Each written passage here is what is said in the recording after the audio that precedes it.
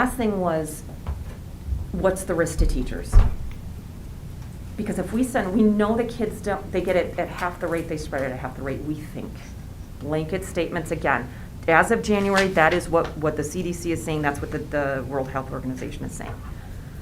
So how do we keep our teachers safe? And there was data that showed that teachers contract the virus just like they do in the community. So there was really no difference.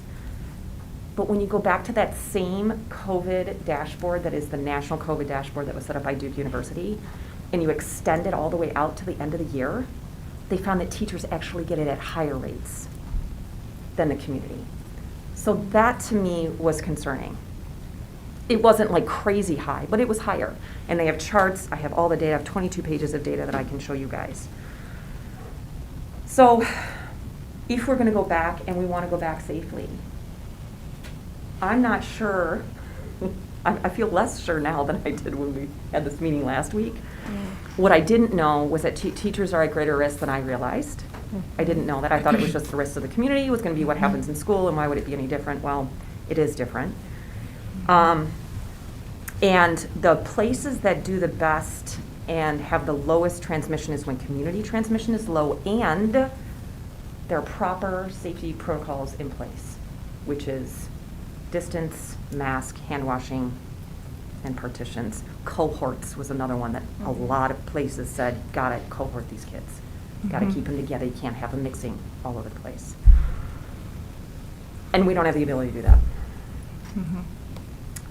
So I was left basically with the same questions, which is, who should be deciding whether or not it is safe for all of our children in this community to go back to school? Who gets to decide that? And Liz, it's you, like, it's the same thing I said last week. Is it us? I don't feel like I'm qualified to make that statement. Even after I spent all this time researching, I don't know. And so this vote for me tonight is really concerning because I'm not sure we're the people to be doing it. That doesn't mean I think Vicki should do it or the administration should. That's where I said, I don't know who gets to decide whether or not it's safe. So I'm going to stop talking. Thank you, guys. Thank you, Mrs. Garner. Yes, thank you. I'll go. So, thank you. Yeah. I also have done tons of research, which I always do. Yep. I have a lot, but I want to piggyback off you real quick. My concern that I feel about putting kids back in school right now, I want to be very, very clear. I want kids in school. I want them there full time. I have children in this community. Absolutely, they will do better in school full time. That's not a question. And what's best for all of our kids. I guess my confidence level is when I'm here, when I am here in this room, I hear things in our district that how we can make it work, how we can do it, but then also not how it's going to work and the sacrifices we have to miss or the risks we have to take. So with that information, then I go and I feel, okay, I'm pretty confident about this. I think I can make this decision. And then I go home and I am inundated with so many emails. Like we can't even keep up. I echo Dr. Herzog that I am so sorry if I have not responded to you. It does not mean I'm not reading. It does not mean that I'm not paying attention, but there are so many that you literally hours and I'm trying to read them. I will respond, I will try, but I just want to make sure I read them all. So some of the concerns that I'm getting, the concerns are both parents and teachers.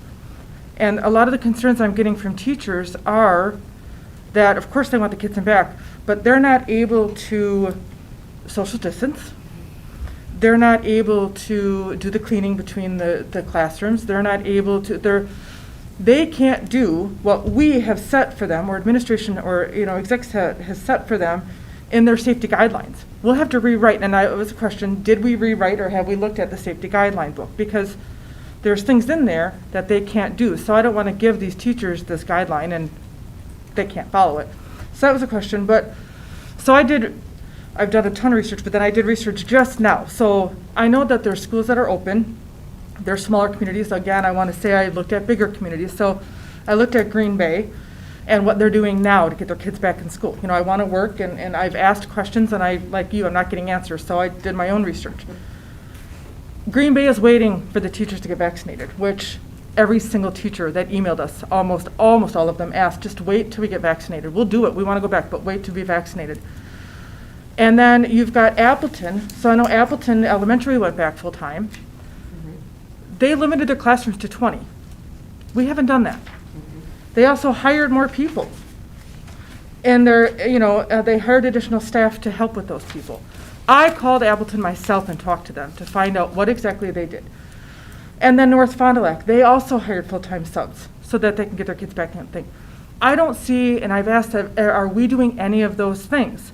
So where are the plans in place? And then you've got Sun Prairie's in person, and they're doing blocks. Nina, from my understanding, now all of this is information I've gathered myself. I'm hoping it's correct, but please don't nail me on this one. But Nina, they're doing blocks so that you have less time with children in the hallways together. You know, you're putting 1,600 children in some of these buildings, constantly, walking against each other. So I understand the fears of the parents, and I understand the fears of the staff that is coming back at us and asking about these certain things. I do have a question, and I hope somebody can answer it. This is a big concern for me. Will we be opening E-Academy again? And I know this is going to get a lot of pullback from staff. This is my reasoning. Yeah, I know where you're going. Parents had a choice that semester to put their children in school or in E-Academy. When we gave them that choice was when we said, yes, we're using this matrix. So these parents decided and chose to put their kids in school based on that decision and not enroll their kids in E-Academy because our district put in place a clearly spelled out plan that we were going to use to go between models and to go, what the burden rate was. They trusted that we were going to keep that matrix. And then they trusted that others would keep this matrix. And then they felt safe, according to that matrix, and I know everybody hates that word now, but according to the matrix, this is when we're going to send the kids back. As a parent, you make that decision, okay, I am okay with sending my child back when we're at that spot. And now we're taking that away. I don't think it's fair that we're taking that away and then we're not opening and enrolling them, or that we won't allow them to, parents that are not comfortable putting their kids in school, to then transition them over to Academy. This should have been thought about. I'm hoping that this was thought about, that we do have an answer for this, because we cannot just move these kids. At semester, we said, this is what we're going to use, this is what we're going to do. Okay, I feel safe because this is what they're going to use. I know at this point, I will send my kid back to school, I feel safe. And now we're taking that away. So, do we have a plan for that? Anybody? Mr. Cartwright, do you want to respond? I'll ask Ms. Conrad to address the board related to the E-Academy question. Okay. And then I'll ask Dr. Pinkston to answer your question related to substitute teachers. Oh, yeah, okay, good. Thank you. Thank you. Good evening. So when we opened up E-Academy Okay. And had the application process, and that ran from November to December, we asked families, why are you coming into E-Academy, or why are you choosing to enroll? Right. And families that said that they were choosing to come into E-Academy and had not opted in at a different time, they said that they did not want to travel through the models, like you were saying, was Okay. laid out in the matrix. So we absolutely captured families that were like, I know that this is coming, I know that we are going to go back to hybrid and possibly into Model 2. So from there, right now, the way that E-Academy is designed, and you know this, like we're well on our way going in there. If we go ahead and we say, in, let's say the hypothetical date of February 8th or February 11th, we open that up, we are now 5 weeks, or going to approach 5 weeks where students have already been into the pacing and everything else at E-Academy. Okay. It's going to be really difficult the way it's set up, because it's set up from the very beginning foundationally to be a virtual learning environment where it's a mix of asynchronous, the live lessons with the teachers, etc. And so if we open up E-Academy, could we? Yes, we could. but we would be setting our elementary students up for not being successful. Okay, And our Yep. middle school and our high school, because it's set up on a semester basis. okay, With that said, and there are options that I want us to think through, when we're in either Model 4, 100% virtual, or in person. yep, We're dedicating ourselves to one certain learning environment that we're working with kids. Hybrid is tough.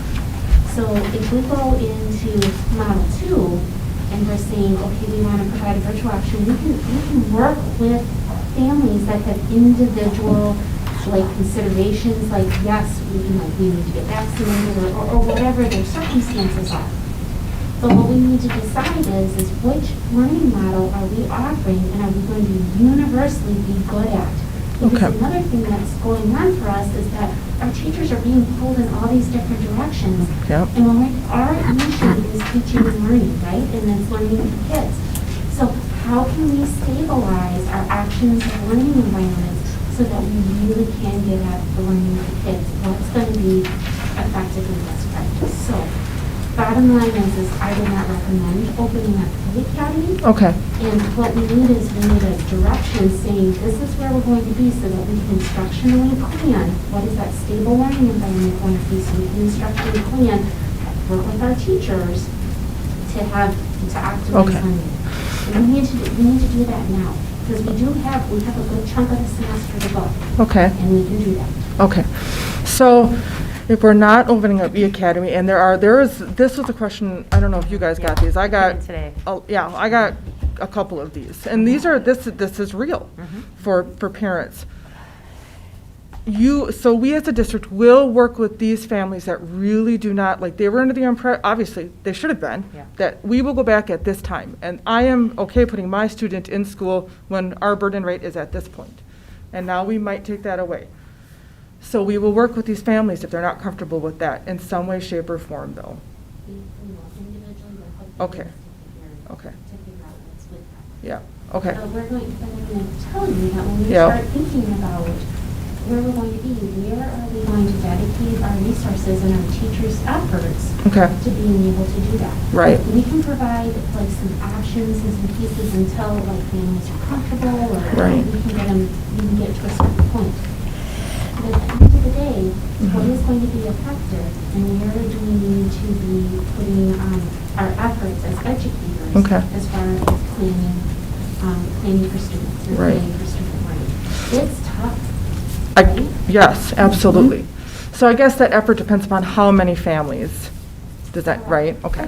Because we know that it's real. We know Yeah, that, we know okay. that there's students that have great anxiety of coming back, like in person, for for whatever reason, and families with that too. Mhm. I do know that when we looked at families that enrolled into E-Academy and hadn't been there before, Right. or that they were choosing to stay, Okay. a lot of them, their decisions were based on my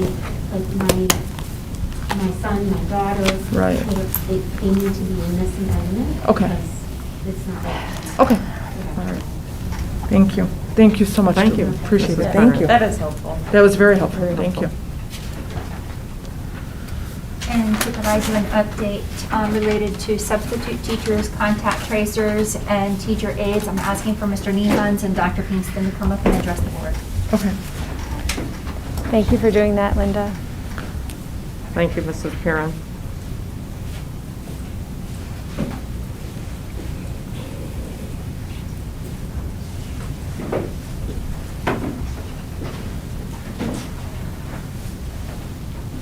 Good evening, board.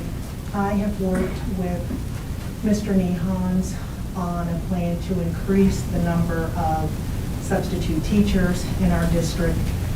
Based on feedback from our principals, our goal is to have permanent substitute teachers in each of our buildings to fill in those vacancies as they become available. So we have posted those vacancies on WeCan and also on social media. And what we will be doing is offering contracts to those substitute teachers who are on a permanent basis, and those positions will come with benefits. Again, working with Mr. Nehans. I have also been working with tip agencies to acquire additional contact tracers and also to increase our pool of paraprofessionals who can go in and provide support, for example, when teachers need to quarantine.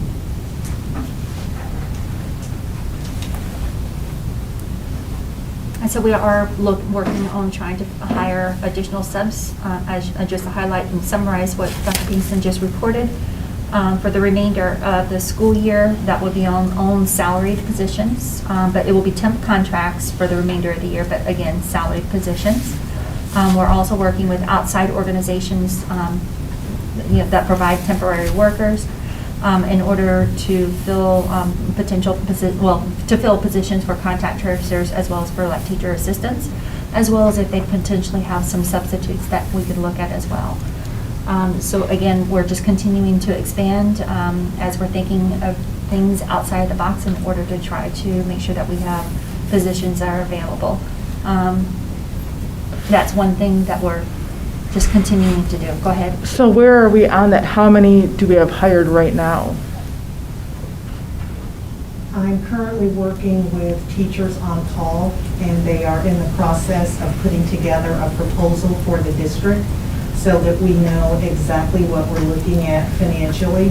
I have asked them to provide 15 to 20 substitute teachers in addition to those that we already have within our system. So this would be a separate entity from our normal subs, so they would have access to a different pool of potential candidates. So we're adding on an additional 15 to 20 to what we have, and when will we get those? Obviously, that'd be something we want done before we open up schools so that it's smoother. So when do we get those? When will that be finished, do you think? Depending on what the decision of the board is this evening, I told the company that I would be getting back with them with a date. Right now, I've left it open and just said early February Okay. without So- a specific date. So we could get them before we decide, we will have them in place, all of them, before we open up any doors full-time. That is certainly the goal, Ms. Okay, Olmsted, but what okay. they will need to do is go through their process, their rosters as far as the candidates they have within their system, Okay. screen them, and make sure that they are appropriate candidates to work with our students. Okay. And we're also taking unique measures as far as contact tracers are concerned. So because our substitute teacher pool typically is comprised of a large number of retired individuals, Yeah. we're looking to reach out to them to see if they would be willing to be, since they are not willing to be substitute teachers right now, Right. for obvious reasons, to see if they would be willing to become contact tracers.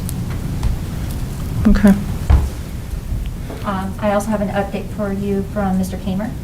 Sure. Thank you. Thank you. Thank you, Dr. Pinkston.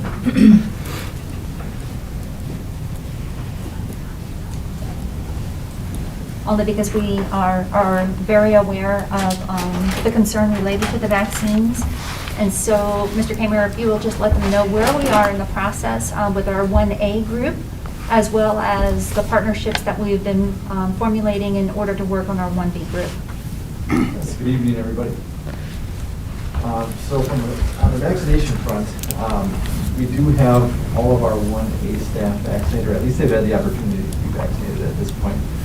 And that includes all of our nurses, our health assistants, many of our therapists, and even some of our special education staff members who care for students who have medical needs. Just the first fact, or do they have two 1A. just one? No, like which, just one dose? Just one dose. So Yeah. far, okay. Yeah, so, and that went mainly through the health department. Aurora did help out with some of that group Okay. as well.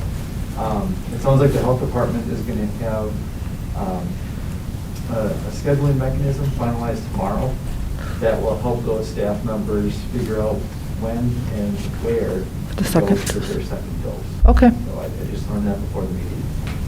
In terms of 1B, the exciting news is we have some really strong partnerships developed.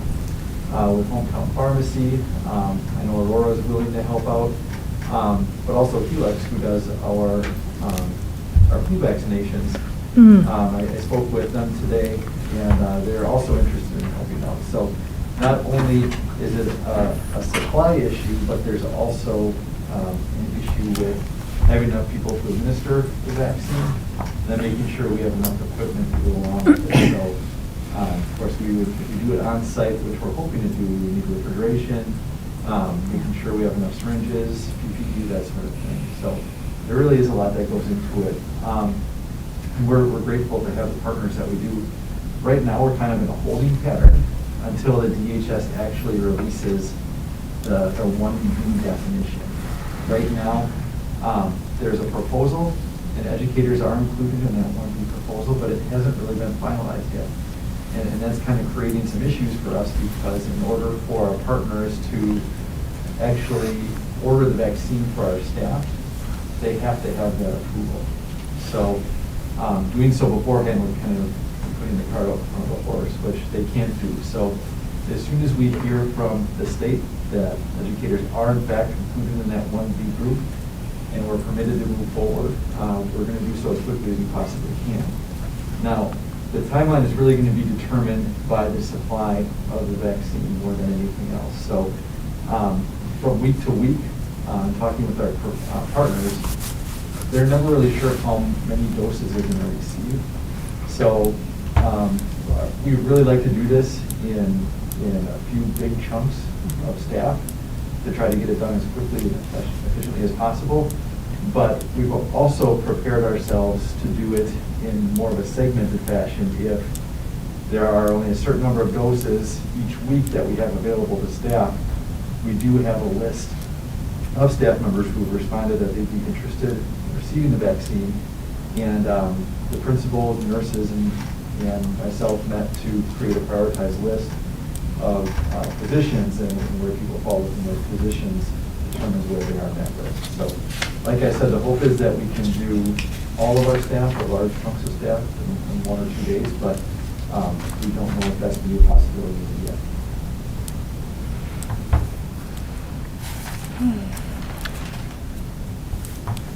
Questions or comments for Mr. Kimmer? I have one more question. The Department of Public Health said last week, January 20th, that they thought they could get through 1B vaccinations maybe by the end of March. Does that correspond with anything you're hearing? I didn't hear that specifically. It was in their the data report that they put out on Thursdays. Yeah. I know the timeline was spring in terms of when 1C might begin, so that wouldn't surprise me. But because I think right now the supply is really driving. We're able to get the many group.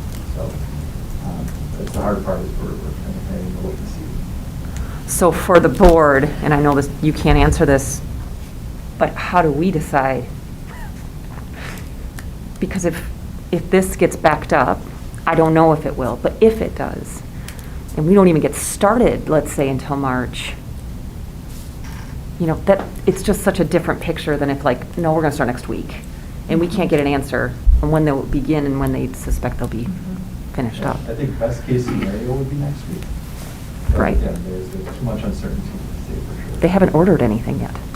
No, the orders for each week go in, I forgot which day, but. And it's a 1 week usually turnaround? Find out how many doses they're going to get on Mondays for the week. Okay. Okay, thank you. If I may. Please. Mr. Kamer, and after the first dose, what is the coverage that's been reported to us? In other words, 80%. once you've received the first dose? Yeah, so based on the research I looked at last week, after that first dose, there's about a 2-week period before it really becomes effective. And with the Moderna vaccine, it was 80%. I didn't see the exact figures for the Pfizer, but I would assume it would probably be similar. I can't say for sure, but there is a certain degree of coverage that individuals would have after that first dose. I have one more question. Please. And actually, it was Ms. Piron had asked before, once you receive the dose, can you still transmit COVID? Yeah, there's still a lot of research that needs to be done. Yeah. So even if you receive a vaccine, the guidance is still that if you're close contact, you quarantine, you serve that quarantine period, because even though you are vaccinated, you still may be able to carry and transmit the virus. So until there is more Herd definitive immunity. research on that Yeah. piece, that's the way we're going to be proceeding. So they could still be vaccinated, come into contact, and they would have to quarantine? Correct. Okay, thank you.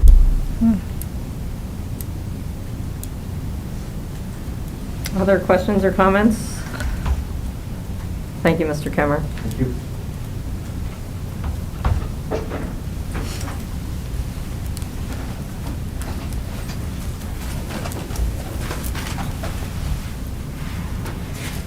One of the, I was trying to look for common features in a number of the emails that I read or responded to, and one of the things that kept coming forward was the notion of safety and security. And like Mrs. Garner, that's always been number one for me. And layered then on top of that for me is, where is the best place for our students? And I'm convinced, as a former educator, former classroom teacher, administrator at the building level, that we can best serve our students when they are in our schools, both academically as well as socially and emotionally. But the foundation for me is the safety and security of the staff and the students. And that came through in many of the emails. One of the areas that I also noted were, not maybe in a lot of the emails that I read through, but in quite a few, they raised questions about busing and how safe buses would be. Is there someone who could explain to us what mitigating factors have been taken into account relative to students riding either the Cobeson buses or the GO Transit buses with the free option?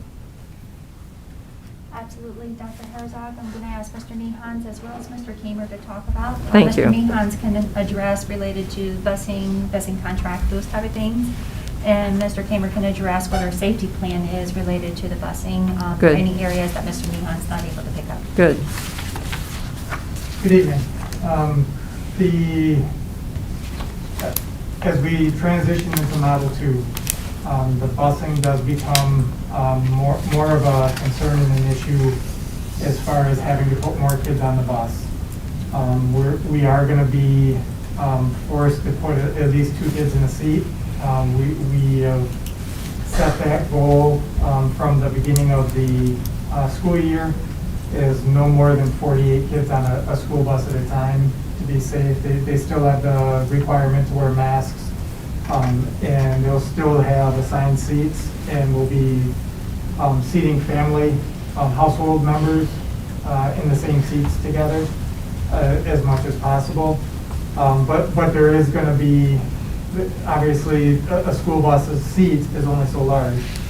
So we are going to be putting, for the most part, 2 kids in each of those seats every single day, twice a day. So there isn't going to be not only financially, Cobeson doesn't have the number of buses or bus drivers to be able to truly get to a point where we wouldn't be at 2 in a seat. That's just a reality for what any district that's trying to be in person 5 days a week is struggling with right now with their transportation. And if Mr. Kamer wants to speak on the health, the safety aspect of that. Yes, I don't really have much to add in terms of the safety precautions that Cobeson makes. I mean, other than what Mr. Nehans mentioned. Of course, there is a sanitization process after each route. But I mean, otherwise, it's kind of what we already mentioned, trying to keep as much distance as we can in a confined space. And making sure that we are keeping track of where students are seated in the event that there would be a positive case. We can easily contact trace and figure out who have to quarantine in those situations. In a non-COVID era, what would be the capacity of a school bus which now would transport 48 students? It ranges from a 62 passenger up to a 72 passenger. Okay. So 72 passengers are the largest buses you're gonna get. Those typically, in my experience, those get used more for like athletic events. Your track teams, your football teams, they'll go on a 72 passenger vehicle. Typically, school bus routes are in that 61, 63 max capacity, which then mean you're, for the most part, 3 in a seat. So we have reduced that to no more than 48 in a seat, or 48 in the bus. But again, you're gonna be sitting in close confines then. And I'm assuming students would be required to wear masks properly. Do we have hand sanitizer on our buses, or on the Covisan buses? Correct, there's hand sanitizer on there, and the expectation is that everyone wears their mask and wears their mask appropriately, but again, you're on a bus with a bus driver who has to be watching the road and paying attention to where they're going. Mhm. That's the primary function. On some of the buses, not all of them, but on some of them, there are support aids that go on the bus, but that's not every bus that gets that. So in the majority of our regular routes, it's going to be the driver and the driver by himself. So how that gets managed and supervised on the bus is going to be a little bit more just when it gets to their destination, and the talking to at that time of, hey, make sure we're wearing our masks, all of those kind of things. Not as much during the actual route itself. Okay. You both have contributed to answering my questions relative to buses in an oral fashion. Is there somewhere that is accessible to the community or to our staff on these mitigating actions relative to buses and classrooms and so on? Mr. Kamer? Yeah, so if you remember back to the start of the year, we presented our district COVID-19 handbook. So we had a committee come together last week, and we reviewed the handbook and updated it in the areas where there's information that may be a little bit outdated compared to where we were back in September, or pieces that didn't really fit with a Model 2 setting. So we did make a few adjustments to that handbook, but it does touch on buses, it does touch on classrooms, ventilation within our buildings, so there's quite a bit there. Thank you. And where would one find this if one was interested in looking at it? I don't know if it's still linked to our website. Yes. It is linked to our website. Thank you. Thank you. Any other questions or comments on those issues, the handbook or the buses? Mr. Peschel? You actually just brought it up. Now, my memory is fuzzy back to late August or September in regards to that handbook. So is that something that we as the board approved, the handbook as a whole, or is that's just an administrative process?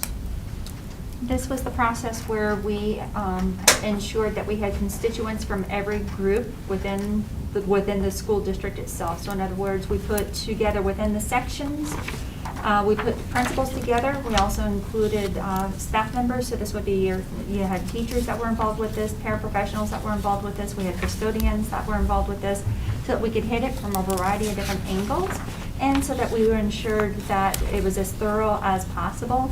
And then we presented this information to the school board in either late July or early August. And we had a board workshop related to this, just to go over some of the high points of this Sure. particular handbook. We were at Tipley. And this is a handbook, quite frankly speaking, that the district has been receiving a lot of accolades from a variety of different outside organizations related to how thorough it is. Okay. Other comments or questions for these gentlemen on this topic? If I may. I'm Dr. sorry. Herzog, I apologize. I want to quantify that just for a sec, for a moment. Outside people being, for example, some legal representation. We've also heard it from the health department when they've gone out and provided information to other constituents. Okay. Thank you. I did have a question. I wanted to backtrack to if we go with all students in the building, we know we cannot social distance, the full 6 feet. And I've had teachers that have laid out how long it would take for all their little ones to wash their hands, and when you've got 25, 30 of them versus And they're 11 or little. 12, and they're little, and how much time that will take, and that it's almost impossible, and I know that's in the handbook, and then the social distancing's in the handbook, and there's lots of things in that handbook that if we go full-time, that we're gonna have to really, really work around. So what have we done to relook at that handbook? Because like I said, I'm not comfortable giving them this guideline that this is what you're supposed to follow, and they can't follow it. So what have we worked on that guideline for our staff? Ms. Olmstead, may I Yep. rephrase some of that? if Sure, that's okay? absolutely, yeah. Mr. Kamer, at this point in time, even in the hybrid mode, are we able to do 6-foot distancing in all situations? No. Okay. Just given the different size and shapes of a lot of our rooms and areas within the school, it's not always possible. Okay. And second question, pre-COVID, did we practice hand hygiene for elementary age children? Yes, as best as we could. Somebody needs to. Yeah, it's always something we're trying to do is prevent the spread of germs. Okay. Definitely more emphasized now, but it is something that we practice frequently. Ms. Olmstead? Right, but right now, so this is some of the feedback I'm getting. I'm doing a lot of feedback questions, if everybody hasn't noticed. A lot of the feedback I'm getting is that there are schools that can do a lot of this, and now they can't if we go full-time. So what are we doing? And I know we can't do it all the time, but it is nearly impossible to do social distancing. We saw that last week from administration. They even gave us charts. So what are we doing about that guidebook? I have had questions like, how am I supposed to follow a guidebook that I can't follow? So have we looked at that? And are we discussing with teachers, like, are we moving that guidelines at all to what we're about to, if we go back to full-time? What does that guideline look like if we go back to full-time? So the guidelines that are within the handbook are Yep. what we know to be best practice. Okay. through The research that we've done. Okay. Now, the message to staff is do the best that you can. Okay. Understanding that all settings are not going to be able to have 6 feet of distance between Yeah. each student, each individual in the classroom. So how much distance can you put between students? So everything is really relative within the handbook to what is practical within that setting. So Right. Okay. principals acknowledge that we're on a committee. Yep. And we talked about how can you get creative to try to achieve the best practice that's identified in this handbook, knowing that in some situations, you're not going to be able to do it exactly how it is written in that book. I'm asking all these questions because I have I am a board member. I have staff members and the community, parents and others who are emailing, asking these questions to a board member that they don't know or that we should look into. So that's why I'm asking these, that so that we can get them answers, if so that we can move in whatever direction we are moving in. I just want some of those questions, answered with their absolute, their concerns that this is what they're looking at. That's it for now. That's a question. Now that we've been in hybrid model for a couple weeks now, 2 or 3 weeks. 3. 3? We're on 3. 3, okay. Week 3. What are our numbers like in spread in quarantines? Because I know last week we had a lot of kids quarantined. How is that tracking now that we're hybrid? I don't know offhand. Okay, I would have to go back and take a look. okay. Sorry. No, that's okay. Dashboard, I think, had 300, but. 300 what? 300 quarantines current, Okay. active. We started with 50? I looked at the dashboard 57 today. that first week. Yeah, I could look at the dashboard. But some of those quarantines, I'm assuming, are coming from, I know some of our high school students still work, and maybe they're having to quarantine from a contact they had outside of our schools. So just because there's 300 quarantines in our schools doesn't necessarily mean that all of them are from our schools. Right. That's correct? true, yeah. Right? But the jump is big, right? Again, it's like, is the number really 300 and whatever it is, or is it like, it was 50 2 weeks ago and now it's 300? Again, it gets my attention. Yeah. It's not 50 and now it's 60. 6 times the number it was 2 weeks ago or 3 weeks ago. Yeah. Yep. If I may, so for students, the number of, as of today, 11 o'clock, the number of positive cases is 15. The number of quarantines was 309. For staff, if positive cases are 3, number of quarantines are 33. I think it's also important to recognize that comparing these numbers to the very first week of school, there are some caveats that are in there. You may not be necessarily comparing apples to apples because there may have been students who needed to quarantine previously, but because we were not in school in any type of in-person instruction, they just simply did not report that information to us. So we could compare last week to this week, or 2 weeks ago to this week. Last week to this week would be a more appropriate and accurate comparison. So what's the difference? I don't know. I don't know either. Do we track, is there a chart that tracks cases and quarantines? Like over a Because we get period like of a time? data for the day, but then like, are we tracking on a chart Yeah, can we go back? spreadsheet? To Yeah. the dashboard? I don't think it's So I on. got the dashboard, It's not on the and it's dashboard. updated every Monday and Thursday. Uh-huh. But do we have it tracked for like, this is our number last week, and this is our number this week? These are the Mine numbers is a that, chart. do we, Not from the dashboard. We don't track that. Can we add that to the dashboard? Are you gonna kill me? well, I'm sure I people guess, may- why aren't we tracking that? Why aren't we looking at when we're in hybrid, this is where our numbers are, versus when we were, like, why aren't we tracking that over a period of time? Why are we only doing it day to day? Why aren't we, why isn't any of this backed up or in another form Right. of what we're doing weekly? What we have been tracking over a period of time has Uh-huh. been with our students Right. at our grade band Mhm. levels, the burden rate. So that we have been tracking, and we do Okay. have data all the way back to December 24th. Okay. But that would be your positive cases. Okay. It does not look at your quarantine cases. Okay. So we don't have any information back on our quarantine. So we can't compare what we were quarantining 3 weeks ago versus But what this we're data quarantining comes this from week. somewhere. You guys have it. Yeah, So- we have it on our case logs. Okay. Every school has a log that they keep track of quarantines for both staff and students as well as positive cases. So you have the information, it's just not in a chart like we don't have it in a pretty chart right now, but we have the information. We don't have it. as we said, Accumulated charted together.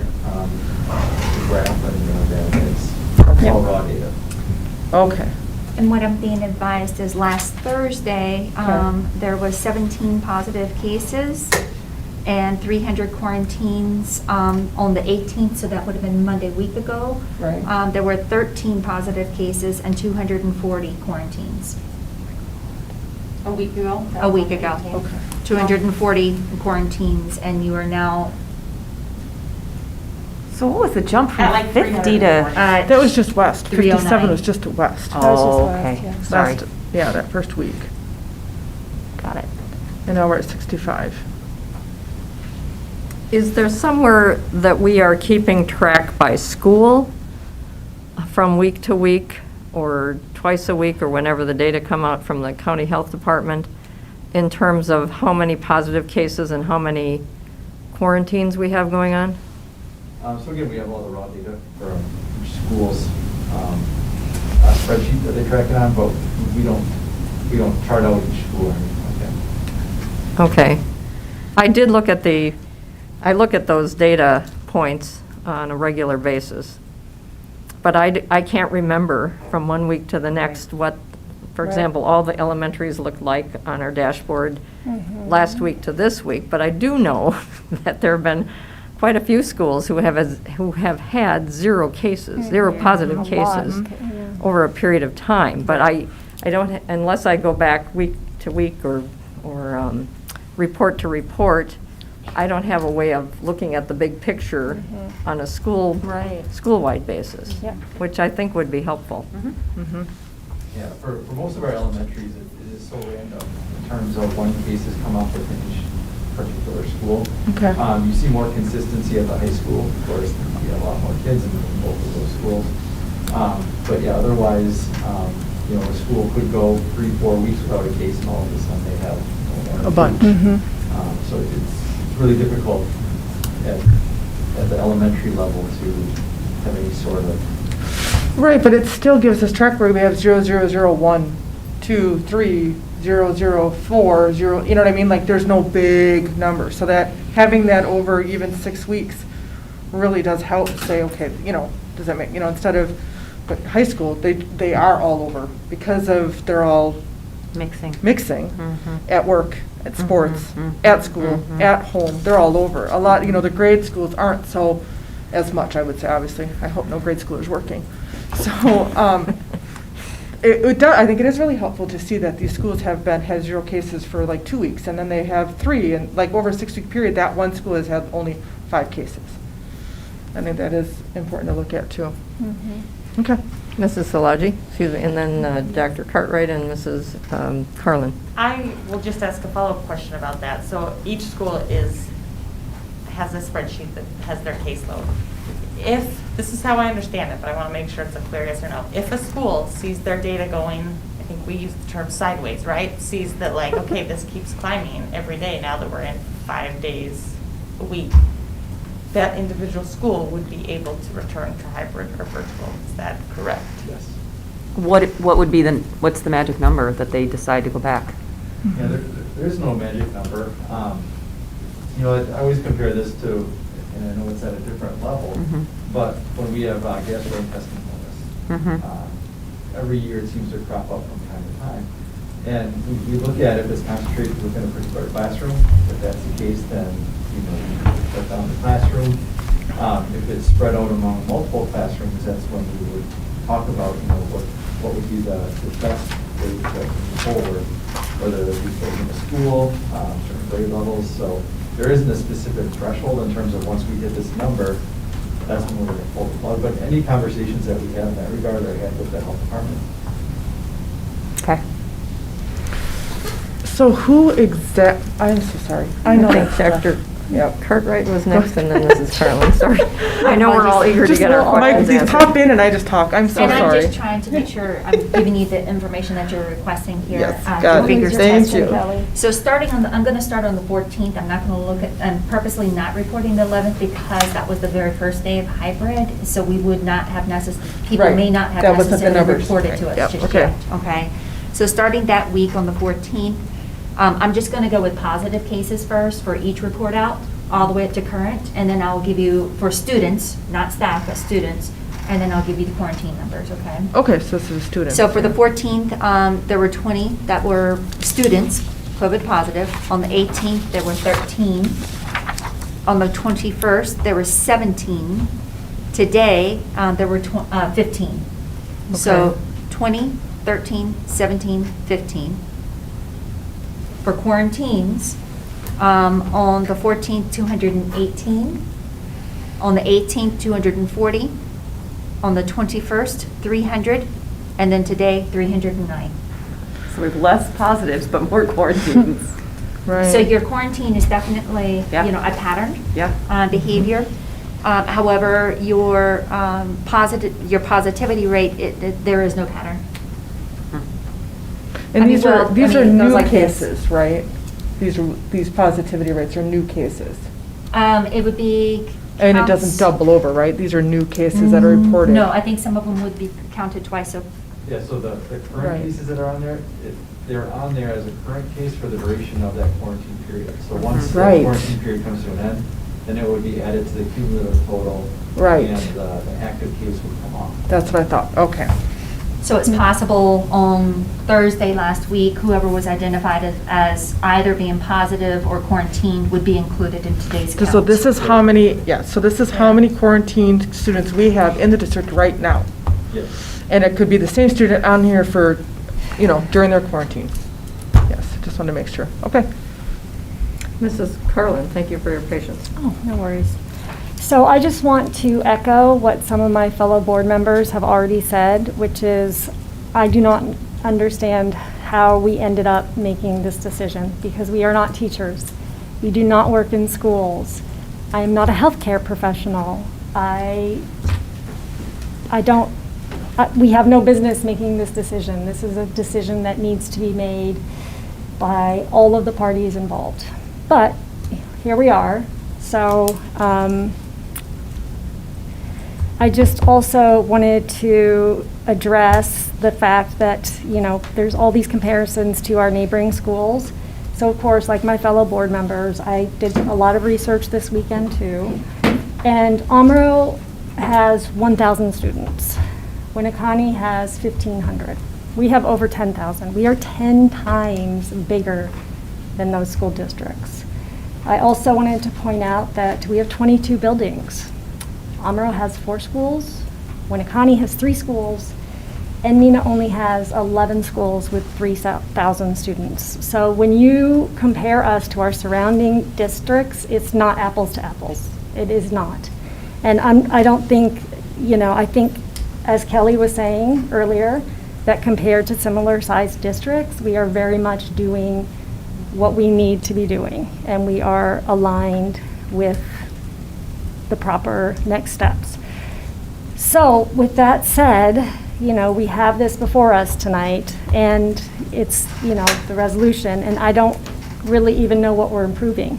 So what does it mean if we pass this tonight? Like, do you have any information about like a rolling reopening, or are we going to like how did it start and all that kind of stuff? So we talked about some of that last week, but I actually left that meeting more confused. And so what we're voting on tonight is exactly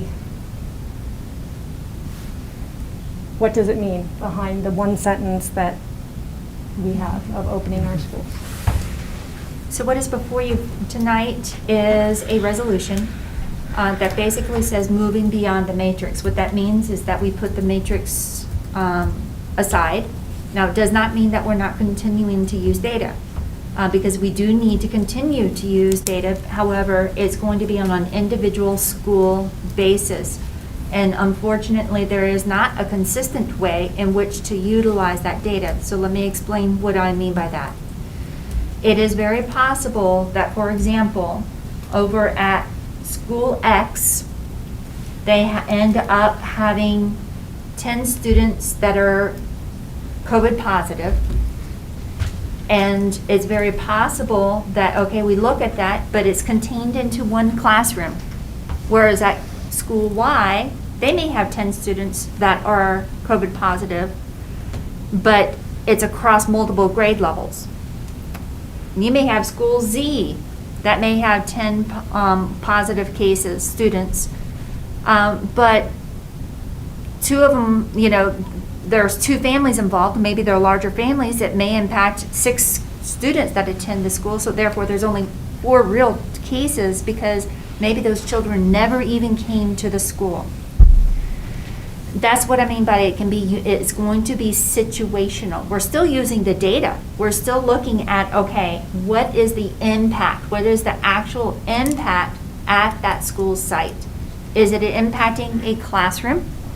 Is it impacting maybe an entire grade level?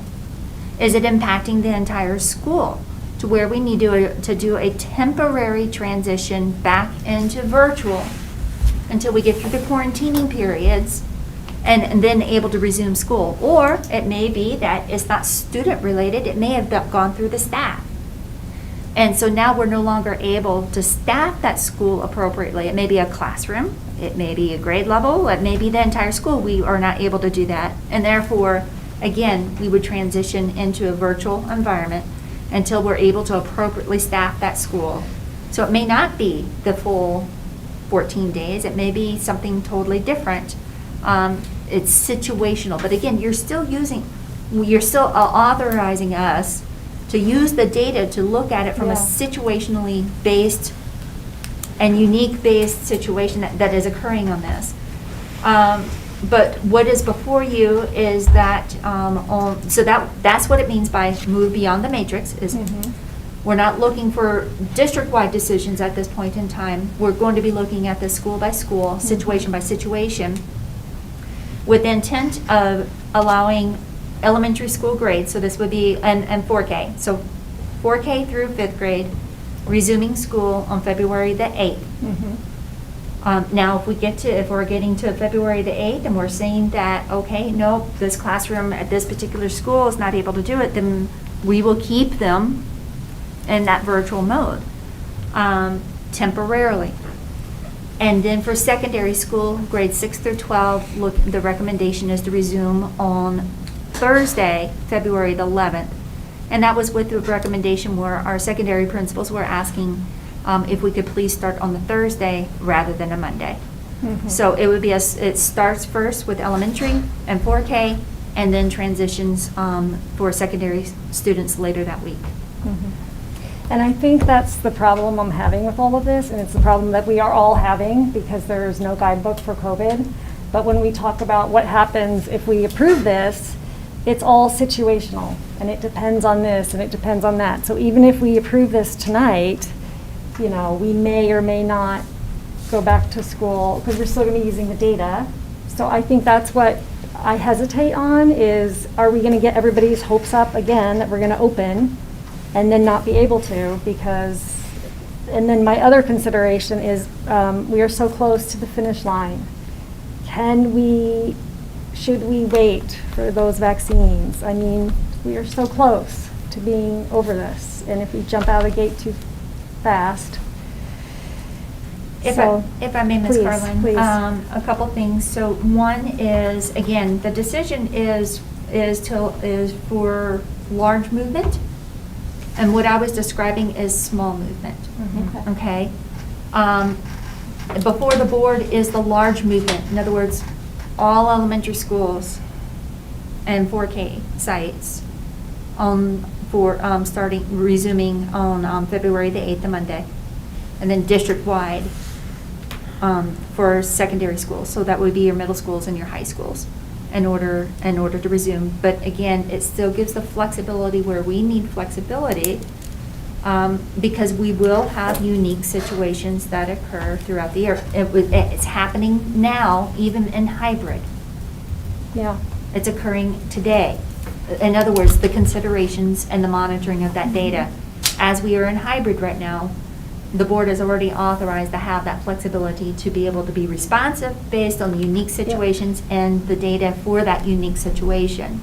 So you're not pulling away from the data completely. Right. We're just utilizing it differently and in a manner for which we can control for unique situation, you know, for each school's situation. I get all that, but that's why I hesitate when we start throwing dates out there, because based on what we're hearing and what's going on in other states, we are not going to be ready by February 8th. We're just not. That's that's a couple weeks away. And there's so many unknowns with the virus right now, and the news is overwhelmingly a little scary sometimes, depending on what channel you watch. So that's my thing. I don't want to put out this date and then it's not happening. I'm not sure how, to be candid with you, I'm not sure how it wouldn't happen. Okay. If we're making a decision in order to transition district-wide. Now, is it possible it wouldn't happen for a classroom or for a school or something to that effect? That would be something that I would say, yes, you know, that is a possibility. Well, I guess what I'm not communicating very well is that I just don't think it's going to be safe in a couple of weeks to get these. I have concerns, that's all. No, and I understand, Ms. Carlin, you know, because a lot of it is, and this goes back to Ms. Garner, to what she was describing beforehand, is how do we define safe? And that's what it boils down to, is because we know there are risks for both decisions. There's risk associated with saying, yes, we're going to make this decision, and there are risks that are associated with saying, no, we are not going to make this decision. And unfortunately, the risks are probably pretty similar on both sides.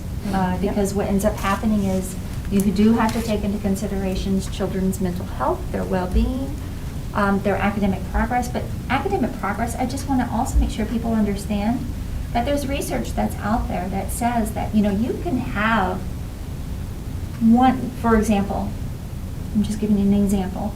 You can have a year, especially like in elementary school, where you'd have a teacher that would be considered a less desirable teacher. Maybe they're struggling for whatever reason. Maybe they're out a lot, and there's not a lot of instruction that occurs that way.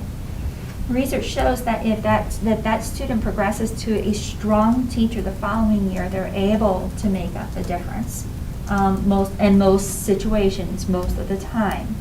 Now, it doesn't occur all the time, but in a majority of situations. So that's why I'm saying on this, what your risks are, is the risk that's associated with, Ms. Garner, what you were talking about, with what's the potential of, our teachers becoming infected, potentially, and staff members. But then there was the associated risk as well that's associated with students and their mental well-being and potential suicidal idealization or suicide. So on either side, What is best for students? you're going to have risks that are associated with it. I wish there was a win answer on this. And unfortunately, I do not see a win answer to recommend to the board. Mrs. Salaji, I believe you were next, and then Mr. Peschel. Yes. So I have a few questions, and then I also have the notes that I prepared, which Allison and Kelly have gotten to some of those same things. But I'll start with my questions. So the matrix, we asked for the matrix after approving the plan. We asked for the matrix to help families prepare to know when they'd move between models, because we're sticking to the plan and students may still move between models. And we're sticking to using data, but we're making it, I like how you said it, we're making it smaller. Instead of a district-wide Right. band, we're making it a Right. school band. So is there going to be a way to help? So is it possible to still give data at that smaller level so that parents can kind of prepare That's what I have. for a change at their school or in their kids' Yeah. classroom? Mr. Kamen? So the matrix that we created based on community burden was predictable because we had thresholds involved with it. So parents could look at it and say, okay, once we're approaching a certain threshold, we can begin preparing to transition to a model. The data that you're talking about now, it's very difficult to attach thresholds to that data for many of the reasons that Dr. Carter mentioned. Situational, Because it's so yeah. variable. So that predictability piece wouldn't be the same in the model that Dr. Carter is describing. Yeah, and that's what makes sense to me, and I think we tried to hit that last week, is one of the trade-offs here might be that students do spend more time in school, but another trade-off is there's going to be less predictability and consistency with the back and forth. And I hope that our community really understands that. Like each of you have said, I've spoken to friends that live and work in neighboring districts. I have called as a stranger and asked what they are doing. And that's one of the things that I've heard in these smaller districts where, sorry, my computer went out, I need my notes back up. Where students have been in school more in time is that it's less predictable. We've been predictable, but our students haven't been in person as much. And I also just think there's misinformation out there, because when I called, Winnicott and Neenah have not had their secondary students in person 5 days a week. No, they have not. So there's misinformation. And that was part of my notes, and I said I'd do my questions first, so sorry, I'll come back to them. They've done hybrid. They have been hybrid, even Winnicott. Yep. So for me, it's important to make those things clear to the public, that having your students in person more often creates More unknown. disruption in Yes. a way, and that not only can you not compare us apples to apples because we're bigger, but they haven't been doing it in person 5 days a week. I could not find in my phone calls, and I actually called down to Milwaukee area schools, I could not find a school in Wisconsin that's the size of our high schools that has been in person 5 days a week. No? I couldn't. Yeah. I'm willing to admit that I'm wrong if someone knows one out there. There is. Am I wrong? Was there like one or two? I Um, think Stoughton.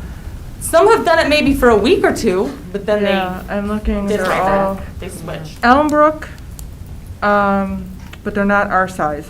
They offer in-person or virtual, and their virtual is virtual. It's not E-Academy, it's virtual. So the kids that are home and the kids that are in person have the same Yes. education. That's a big difference.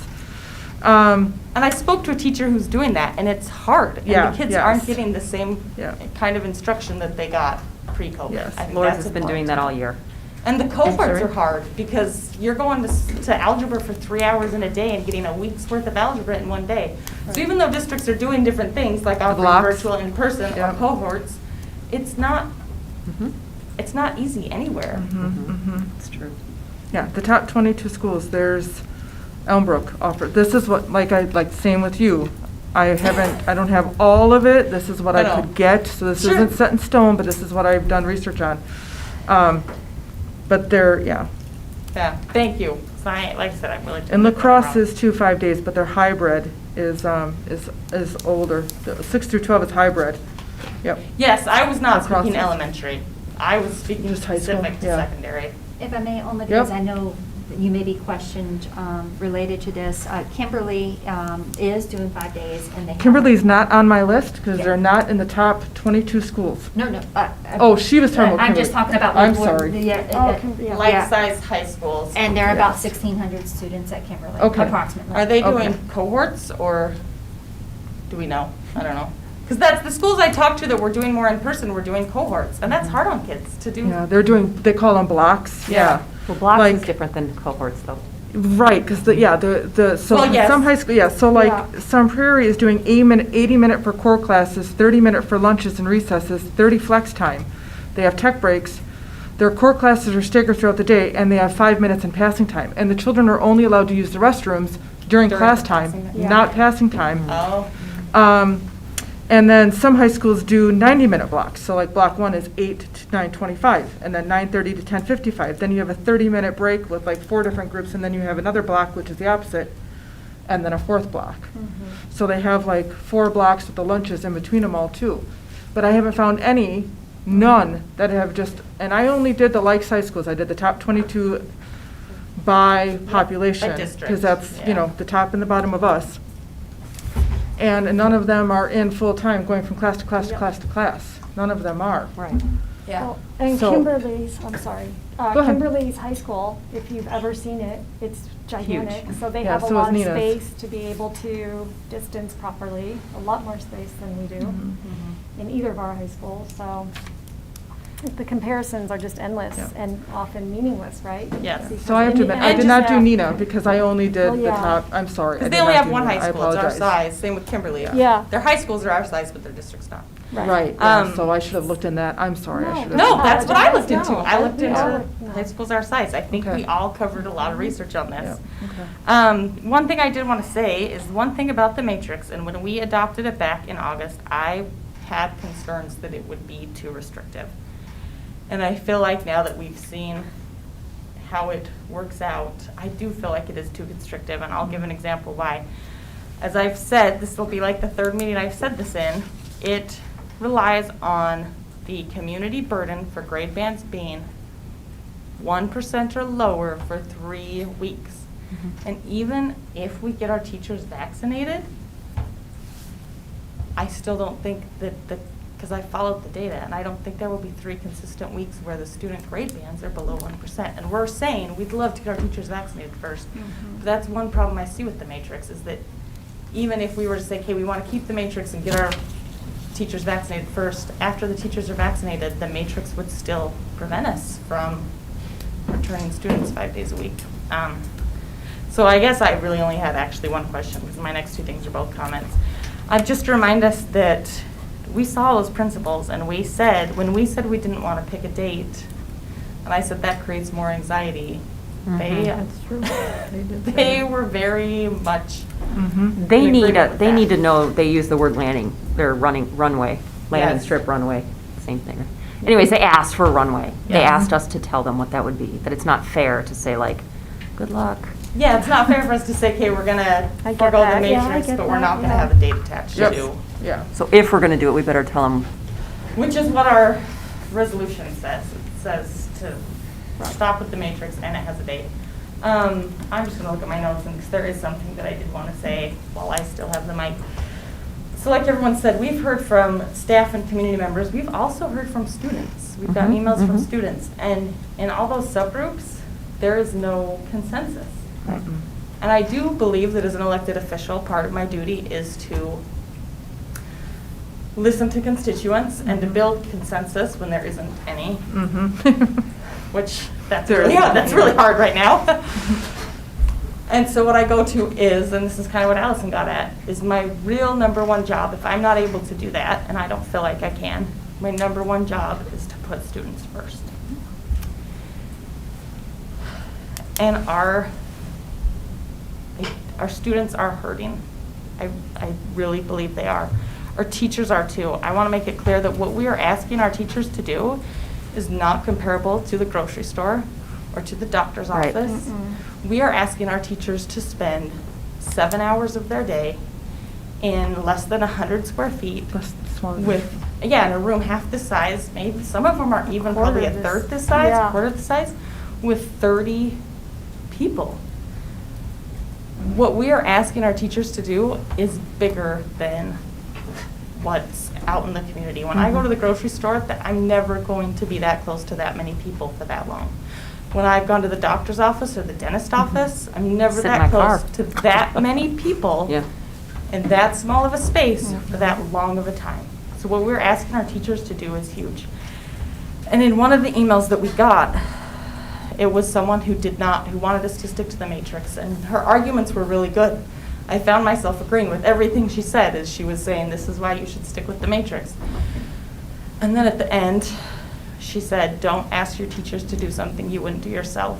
And you all know I was a teacher, and that hit me because as a teacher, I would be willing to sit in a room a quarter this size with 30 kids every day for 7 hours at a time.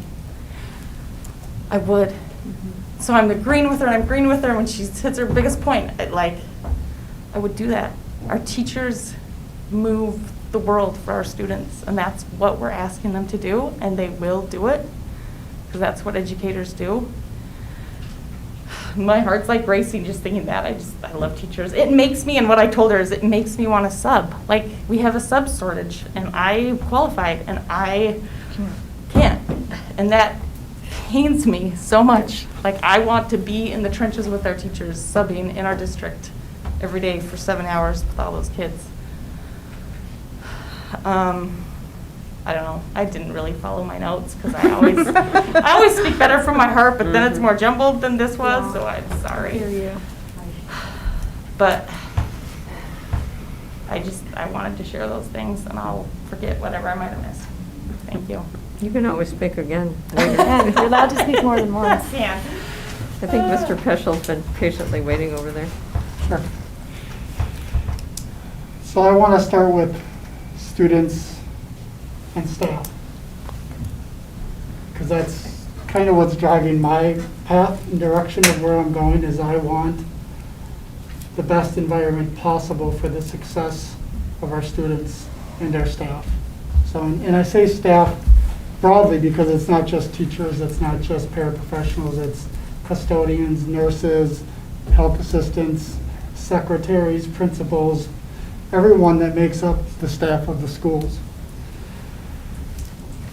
So that's what's at the forefront of how I go about making this decision today. And just like you, I don't know who's going to make that decision today. I don't know if we're going to put it back to the administration to make that decision and tell us what it is, or today we're going to break those lines and say this is the direction that we want to go within the parameters here. Or even if we amend this, we get creative with this, and we take those steps as leaders to doing that and sending that message. What's important for me today is that we have enough, that we don't go too fast, and that we provide enough time for preparation. And that we also, this might be the only time where I put something ahead of students, but that's because they're the ones doing the frontline work and making sure that our staff are going to be protected in our schools. And it's not to say that they're not going to be protected. Some will be very resilient to all of this. They'll put themselves on the front lines because they're inspired to do it, because that's what they're built to do, right? But I think for us as leaders, we have to look at the large group of people that we serve and that are doing the work serving those students. And so I want to start shifting our conversation into this resolution, into shaping where we're going to go, if we're going to ditch the matrix, if we want to change the dates, if we want to throw out Model 2 and just put in hybrid until a certain date, come back to that. I think what we're trying to do now is send a message to our community that this is where we are prepared to go. Not where we have to be right now, but where we want to go. So, and I know that right now, looking at the way that this is written, I'm not necessarily comfortable with that. So, I have, before we move in that direction, I do have a few more questions before we start looking at the sure. matrix. I would just like Yep. to be afforded the option to Yep. start Yep. once we are ready to go Yep. I into agree. the actual conversation of the Yeah, resolution. thank you, Bob. Yep. And I've been waiting for some comments too, but, so this won't be the end of the conversation, Sure. I'm sure, but I don't want to take away from your Yep. May I- time, so thank you. Please May go I ahead. one more time? Please. But with that said, I've said where my direction, where I want to go. That's what I want to do, but, so, just so that the board hears me and the community hears me, vaccines are really important to me for our staff. Okay. So it's really important to me. One of the issues that I have right now with the direction of where we are right now, even within hybrid, but also going to Model 2, is the challenge of education through quarantining. So if our cases increase, Yep. that means those that quarantine are going to get less of an education Yes. during those Oh, 14 yeah. days. Over and over and over, maybe. But if we stay in a hybrid, they get more of that education than they would in a Model 2. Yep. And that's important to me to put into perspective. When we say that we're not providing in-person education, but when we potentially put our student body and our staff at risk, that risk may come with less face-to-face time down the line. And so when someone says that we don't care about the face-to-face time that kids get in school, we can say being in hybrid actually provides more face-to-face time that we are comfortable with, that we could be comfortable with as a board. So that's important to me. And the other thing that I think was really is making sure that we have enough, if we're going to do this step, is really just making sure that we do have the right sub-pools for that. I happen to have the liberty of having a retired teacher who used to be a kindergarten teacher for 25 years in Oshkosh here, who, if given the option to be a contact tracer or a substitute teacher in the district, she would take the substitute teacher she would jump at it, because that's where she wants to be. And so, and I think if you gauge those retired teachers, they're all going to say, I'd rather be working with the kids. That's just me. I'm just putting that out there in regards to what I observe in that. But having a solid plan, unlike what I feel like we haven't had for months now, for substitute teachers, for getting kids into school and teachers to be consistent, to have that consistent line of education across the board is really important. And so that's where I feel like our time frame is really important here. If we do it too quick, are we getting ahead of ourselves? So I'm going to stop there because my comments after this will lead into the shaping of the resolution and our potential steps. I believe Mrs. Olmsted Oh. is next. Yeah, exactly what you're saying. I agree with you, Bob, on that. One of the things that you said, I can't remember right now. The face-to-face time, that is a huge concern of mine, that we go back full-time, and my child has been exposed, because there's a lot, they showed us that chart, and that is a true chart, that there's going to be a lot more children that have to quarantine. So what if my child goes back this month, they're in school, and they have a quarantine, then they get back, and then the next day they're quarantined? Yep. They could literally be quarantined for like 2.5 or 2 weeks, 2-week increments. What if it's 2 weeks here and 2 weeks here and 2 weeks here? So then my child is getting no face-to-face instruction for 4 weeks. So that would bring me back to the liaisons. What are we doing with the liaisons? And if we have a child who's going to be out on quarantine for 28 days versus 14, or even longer, or they're only back for 2 days and then they're quarantined again, how do we get them good instruction? Because I know all the other, the whatever percentage we're going to have at home, the percentage that we have in school, but the percentage that we have, like these are 309 students that we have on quarantine. What if these 309 students, what if 2% of them continue to be on quarantine for like weeks on end? What are we going to do for those kids? We can't just let them sit at home, with no face-to-face instruction for like a month at a time, or, come 2 weeks and then they come back for 2 days and then they're gone for 2 weeks. So what instruction and what are we doing for those kids? Because that's a real thing, especially for the high school kids. That can really happen. I don't see it at the elementary level because you have these cohorts. So they're going to go out together and then But come they get back. quarantined all the time. Kids do? Elementary If kids? you look at Lourdes and talk to parents that have multiple children there, I have a friend who has 4 kids. Okay. One of her 4 kids has been quarantined since September. She's had like 1 week alone. Otherwise, one of the 4 of her children has been at home for 14 days at any point in time since school All started. week. And we're in January. Yes. And aren't they offering, Lourdes is offering, from what I'm understanding, Lourdes is offering virtual and in person? They are all synchronous. Yes, So synchronous. kids are expected, when they're quarantined, to sit at their computer Yeah. and watch Okay. the class. Okay. So they are literally watching the class. So that's an Right. option for us. I just don't know if I want, 4th grader or 2nd grader sitting in front of a computer all day watching Right. their class. I don't know what Yep. good that does. Right. But that's what they do. Right, yeah, I totally get that. I don't even want to go there. So that was the question, I'd like, where are we at the liaisons, and what exactly would they be doing? Can they have Zoom calls with these students at home? Are they going to just be checking in? Like, where is that going to go? Because although I want to get into this actual resolution, that's a Can't question that I vote have. if I don't know Yeah, that. how can I vote Right, exactly. if I don't know what these other kids are going to get? And I think we're in this position to vote, like, I know that we don't feel comfortable because we're not health professionals making this decision, but we are board members and we are elected to the position. This is our responsibility. This is our job to make these decisions. We're in this boat because it just hasn't, everybody's asking us to do different things, and we're getting constantly put into this position.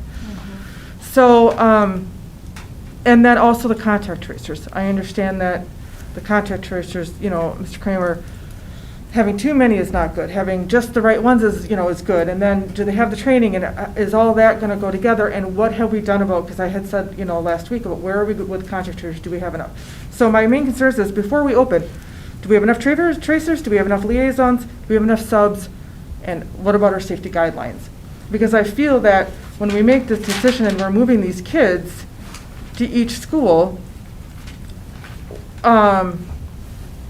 we have the CDC guidelines, and we seem to be like, oh, well, we're going to put the CDC guidelines away because we can't social distance. So we're going to do the best we can with our guidelines. So what are some of the, those are, Matt, you don't have to answer any of the questions. Well, besides the tracers, yes. So where are we at with tracers, liaisons? And I know where we're at subs already. So from a contact tracer standpoint, yes, we have enough. And Yep. that's a difficult question to answer because on some days. 'Cause we don't know. We'll have enough. On On some other days we won't. days, it's probably going to be pretty tight. I don't know a way around that. Okay. We continue to train more people to try to catch them up to speed on the basics of what contact tracing all entails, but Mhm. the way that is most likely going to work is our nurses can't be absent from that process just because there's too much at stake with making sure they get that right. So Okay. it would be very unlikely that we train somebody to do the complete contact tracing role. What Okay. would more likely look like is, maybe they're making phone calls for the nurse. Right, from a okay. script, or they might be sending emails to staff or someone else like that. So Okay. there'd be a defined role in that contact tracing process, but Got it. the Okay. training that we do is more or less gets them up to speed, so they have an overall knowledge base in terms of what The whatever guidelines they're are. doing within that role and why Okay. they're doing it. If that makes any sense. Thank you. Okay. If I could just interject for a second there, and then Mrs. Carlin. Was the idea to assign those contact tracers, one per school? So every school, we of course have the nurse that's responsible for that school and a health assistant. We initially wanted at least one more person to become familiar with that role so they could be designated responsibilities.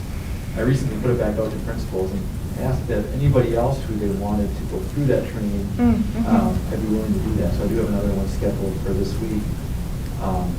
But if you ask our nurses, there are some days where it's completely manageable for them, and other days where, they don't have a second to breathe.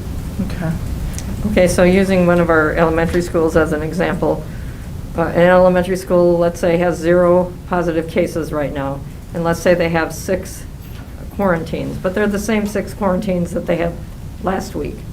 So they don't necessarily need to reach out and find out who these individuals have had contact with. Could that person be reassigned to another building to help where there are, say, 57 new people on quarantine?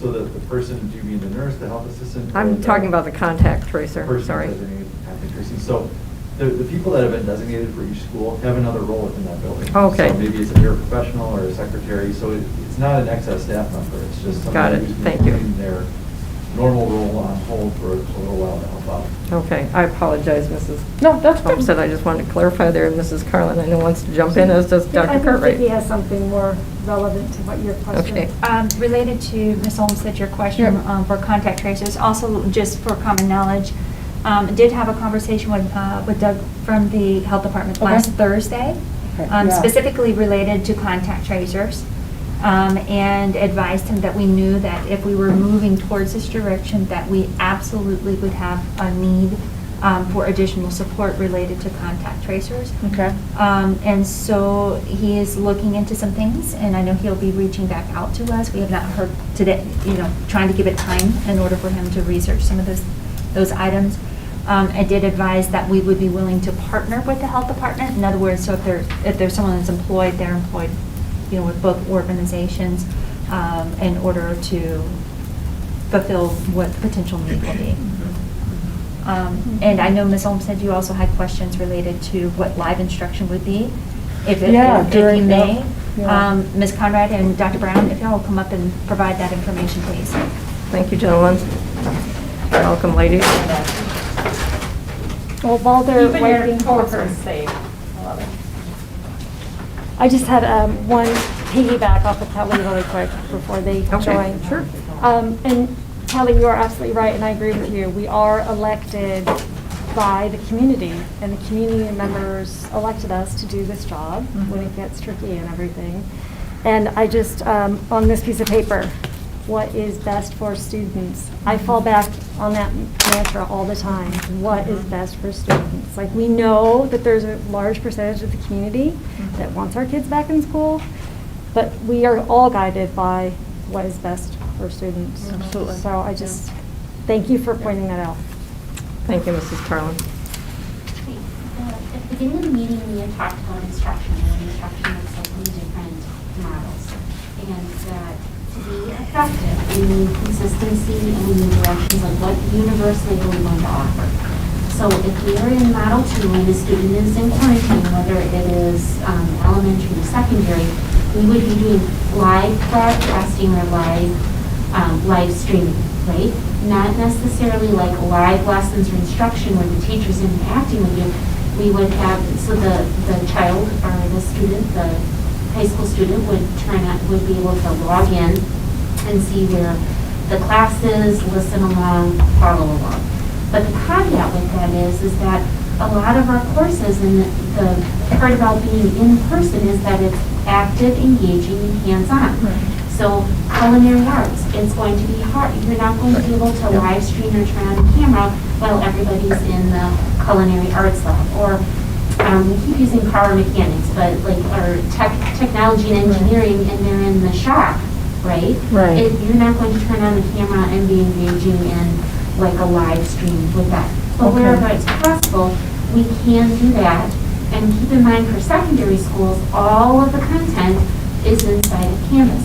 It is not perfect, it is not ideal, because if we are in Model 2, we are designing instruction for our using our in-person learners universally, or in Model 4, we're designing instruction to be virtual and you're concentrating on the live lessons. Hybrid makes it more difficult because you're doing a combination of the two, but you are getting in-person pieces, and you were correct when you were talking about, there's the part about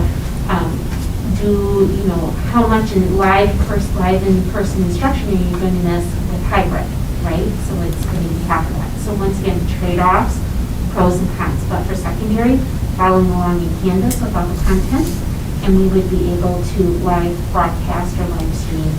At least the some core courses. classes, okay, some of them, But yeah. I want to be clear that it would not be like live lessons, like some students, when we were in Model 4, when we were virtual, they would tune in and the teacher would actually be teaching and interacting with that. It would be the student is tuning into a live broadcast or live stream in the classroom. So just listening, but they couldn't interact, but they're just listening to the teacher give instruction.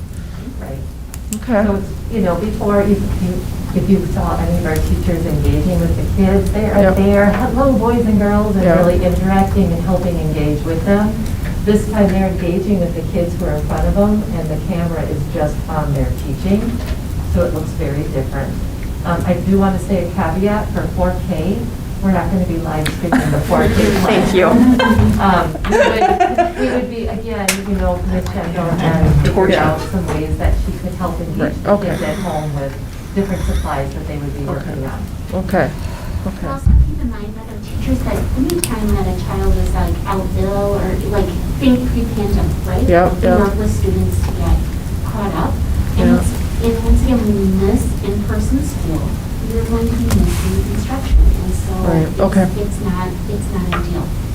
What we're looking for is pointing us into a direction. How can we provide universal consistency and start planning for that instruction? Okay.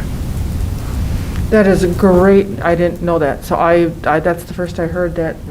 That makes my stomach a little less queasy, that if you're out 14 days or longer, you can, I would assume most of your classes, your English and your math, so those core classes you can absolutely get in on. So that's, So that thank was- you. yeah, that was in the presentation. And then the other piece is that you were talking about liaisons. Yep. That was an idea. Okay. Or remember, as the elementary principals were talking about how can Yep. we make this work? Okay. That was an idea, saying, hey, we could possibly do this. But once again, that requires like a person, it requires an adult or an individual. Okay. And right now, we need our adults and individuals to cover our in-person learners. right? Okay, okay. So how are we going to juggle that? But Okay. that was an idea.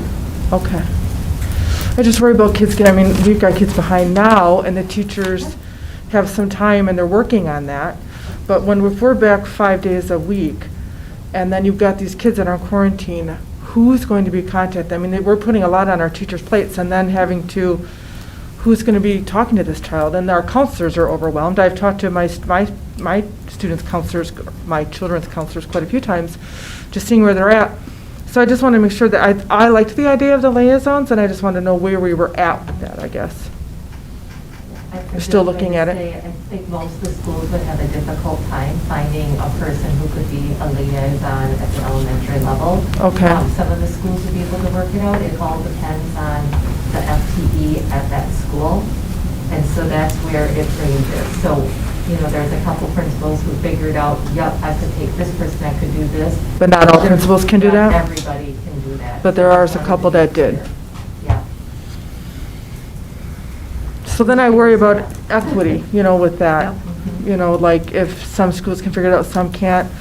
I also worry about equity where there are schools, unfortunately, that, parents are working 2 or more jobs. And, I'm worried about the equity in some of these schools that where we know that are going to have more quarantining than others. And then not being able to have, the liaisons or help in those, in some of those where there's more, or even in certain areas like, these kids do a lot of sports, so they might have quarantine, or these kids, they do, just everybody's all up and down, all over, about who's quarantining and who's not, and it seems to hit in pockets. So can the liaisons maybe follow those pockets? Well, I was just going to mention that elementary level is a little bit different because usually if it's, they are a cohort that moves together, they eat together, they play on the playground together, most likely they would be out as a classroom. Okay. And not, so it looks different, I think, at the secondary level than it does at the elementary level. And so then we're back to Model 4. Okay. So I don't know if that's helpful. Yeah, no, it absolutely, thank you guys so much, absolutely, very, very helpful, I appreciate it. And I didn't, for some reason, I apologize, I didn't pick it up on, you had said, Ms. Conrad, that it was on the slide of live, I didn't see that, and I don't know if I didn't catch that, so I'm sorry that I missed that. So thank you for answering the question again. It was a lot of information last I was going to say it was a long meeting, so. Thank you, I'm so sorry that it helps, but I didn't see it in there, so I'm so sorry. Thank you for answering again. Excuse me, before you ladies leave, I thought Mr. Peschel was wanting to jump in here. No, I'm good. Okay. Thank you. Anyone else? Yeah, I think everybody has spoken very passionately about this. I think we should probably focus on what amendments Bob wants to make, or not doing that, voting on this. Okay, very good. Thank you. I'm not sure Mrs. Olmsted was finished, but her comments or questions. I think I understand that we want to get to the voting, but I also want to make sure that I covered all these emails and all these questions and made sure that whatever we decide that we have thought about them and all these questions were answered. So thank you for giving me that time to ask all those questions. Mr. Peschel. I want to acknowledge Board Member Olmsted, Garner, and Szilagyi's comments in regards to the research that they've done, looking at other schools. So we acknowledge that, and many of our people who have emailed us have acknowledged that level of information as well. So the one thing that I want us to take as we move forward is that we are just like every other school in the country right now. Just like every other school. They have the parents that want to push us into 5-day. They have the parents that want us to take moderation in how fast we go. Our students are struggling with grades, whether it's standardized testing or whether it's actual class grades. Everyone is struggling with this issue across the country. We are not alone in this. We are not alone in this, and I think it's important for us to put that perspective into this, because once you can put that perspective that in all reality, though this may seem like a long year, or maybe even, I hesitate to say it, 2 years, it's still a small amount of time when you look at the big picture. Are there going to be impacts? Yes. There's going to be impacts across the country in regards to how kids are educated during this period, how they move on from these periods, the access to mental health services throughout every single community, and how they respond to this. We are no different than any other community. At the task of that, we are tasked with doing what's best for students of our community. And looking at what it takes for our students to get the best education that we believe our community is comfortable with, and then communicating that.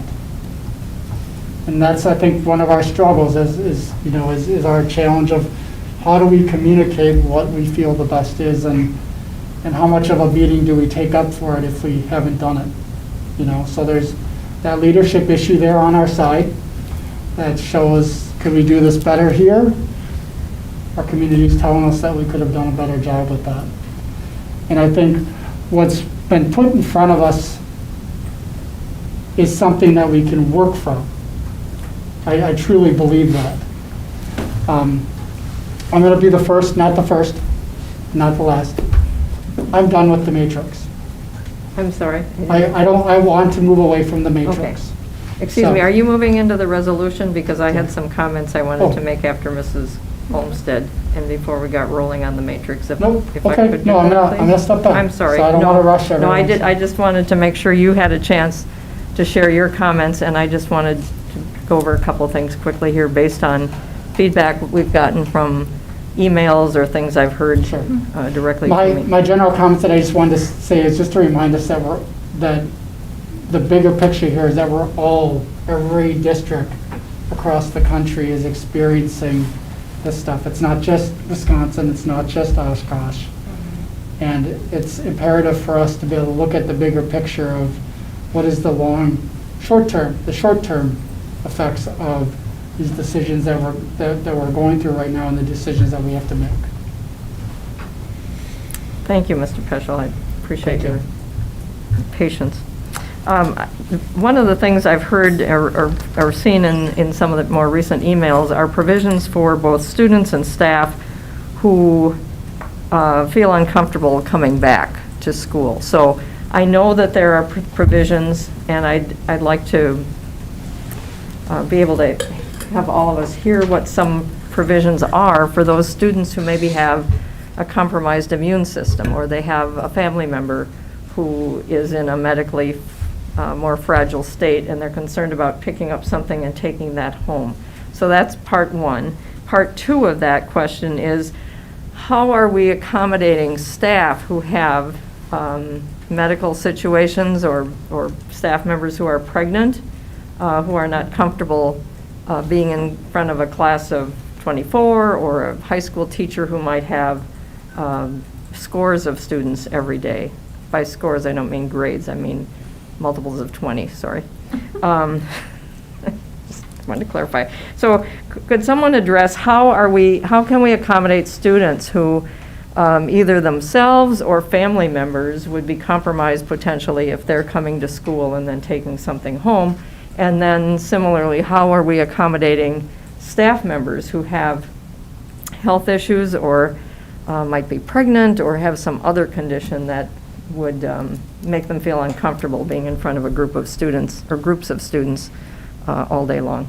If I may, Dr. Herzog, I'd Please. ask Mr. Kamer to come forward to talk about our students with health needs that specifically may or may not be covered under 504 plans, and for Dr. Pinston to come forward in order to address your question related to staff. Thank you. So from a student standpoint, it really depends on the health impairment and what the needs are for a particular student. So if there's a student who does have a compromised immune system or some other health issue where it makes being at school unsafe for them, we do put accommodation plans in place that will allow them to access learning from home, whatever that may look like. For some students, there may be other accommodations that are needed in school to help them be able to learn effectively. So, for instance, early on this year, we had students who, for one reason or another, were unable to wear a mask, such as this. So, in those instances, we would look for alternatives. If they were a face shield, that wasn't possible.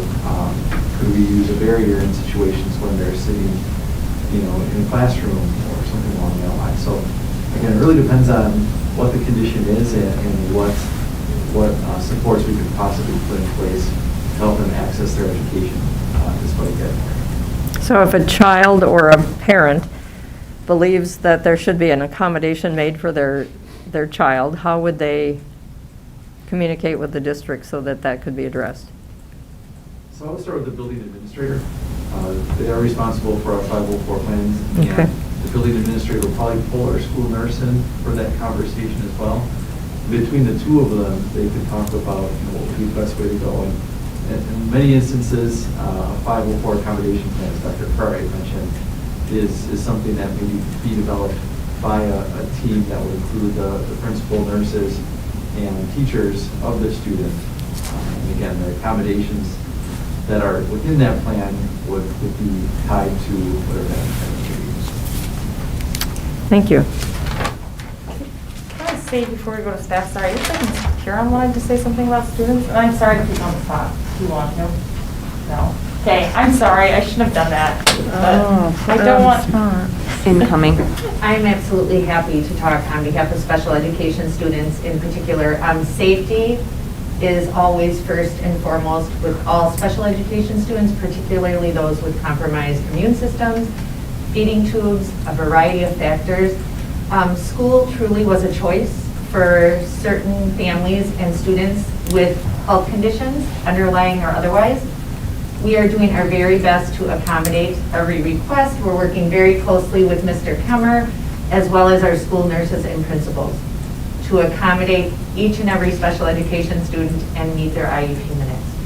Thank you, and I do apologize No, for that. do you have anything No, else? just the teacher and me saw like you wanted to jump in and speak, and I wanted to give you the chance. Sorry.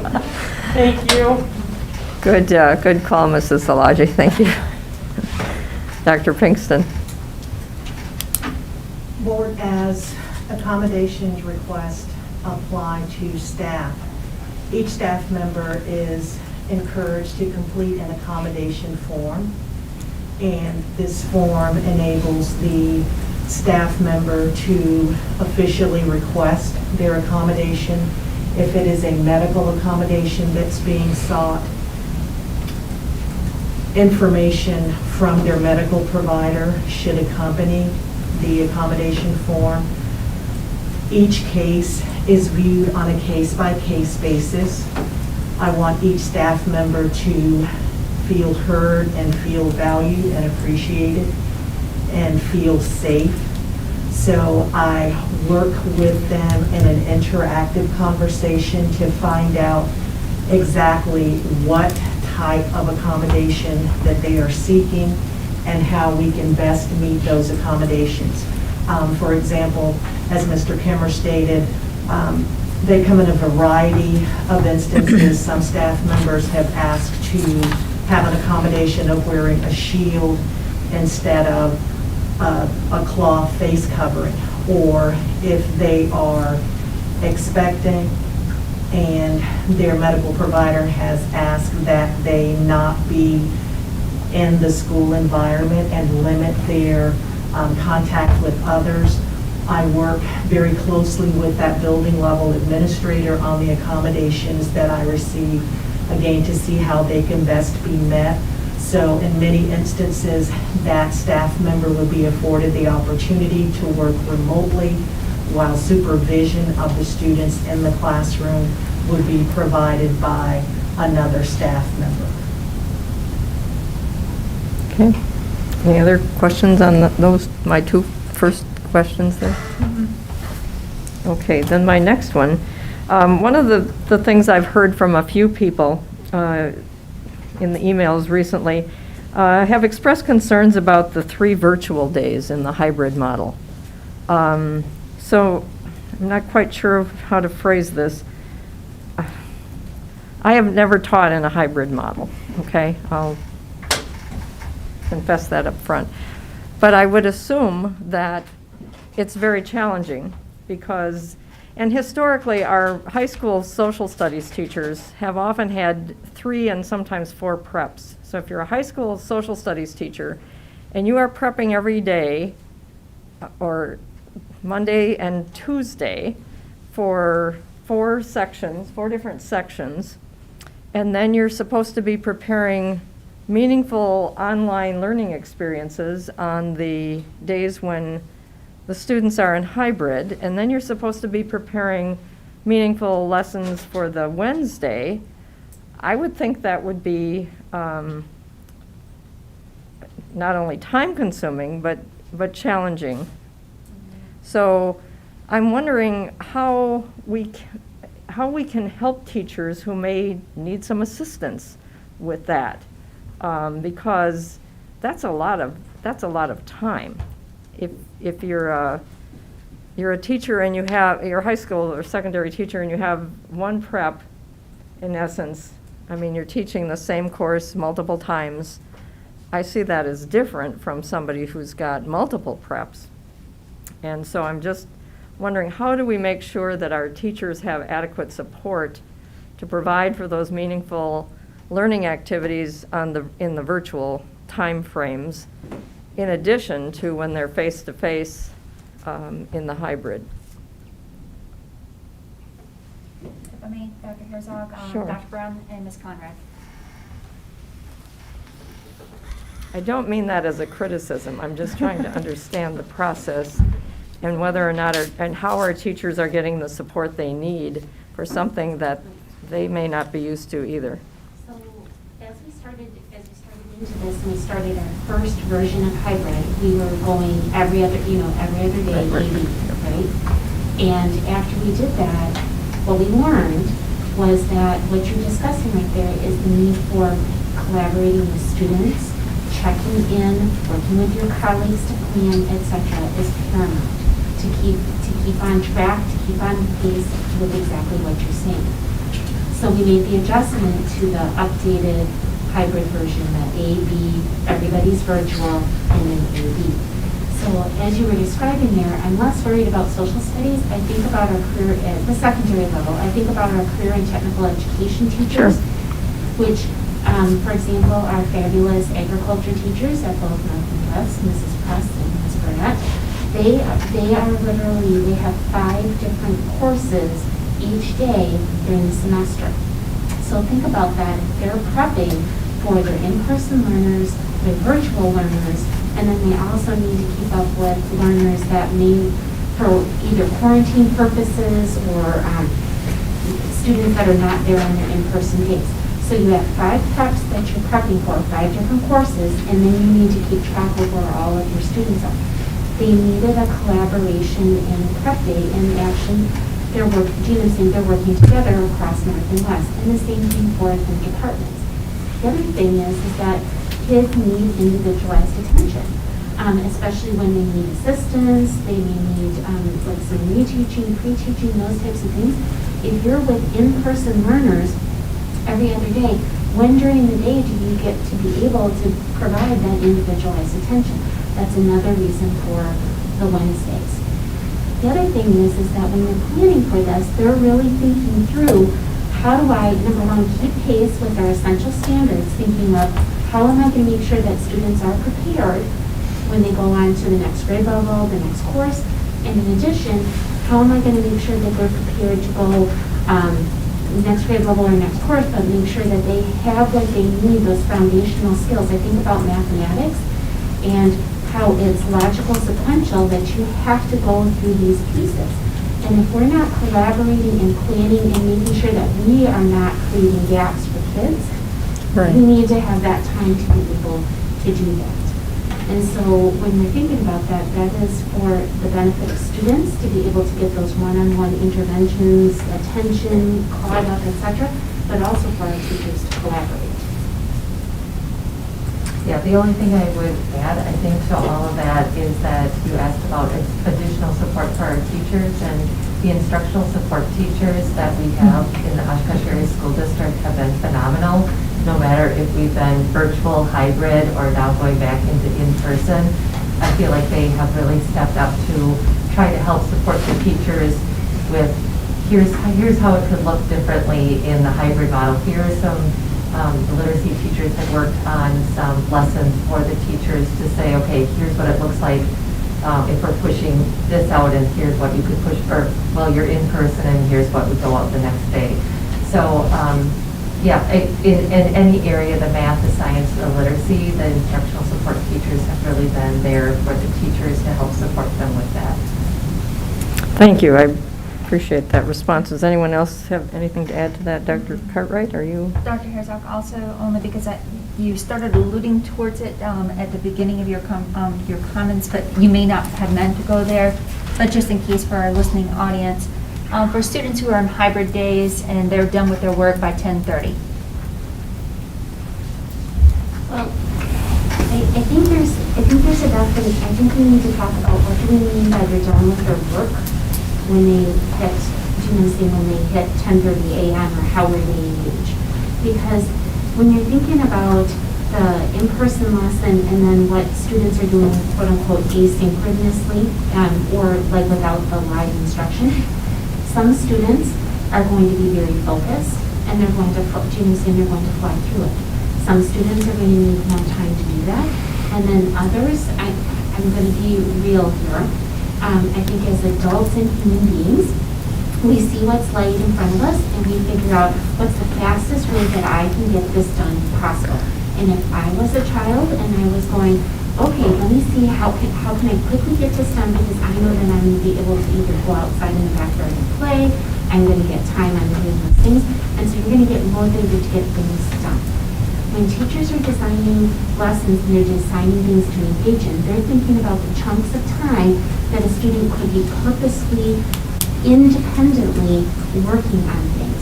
And for some students, when you start thinking about the virtual environment, no, we are not planning when you're virtual 7.5 hours of, I'm going to be engaged in front of the computer.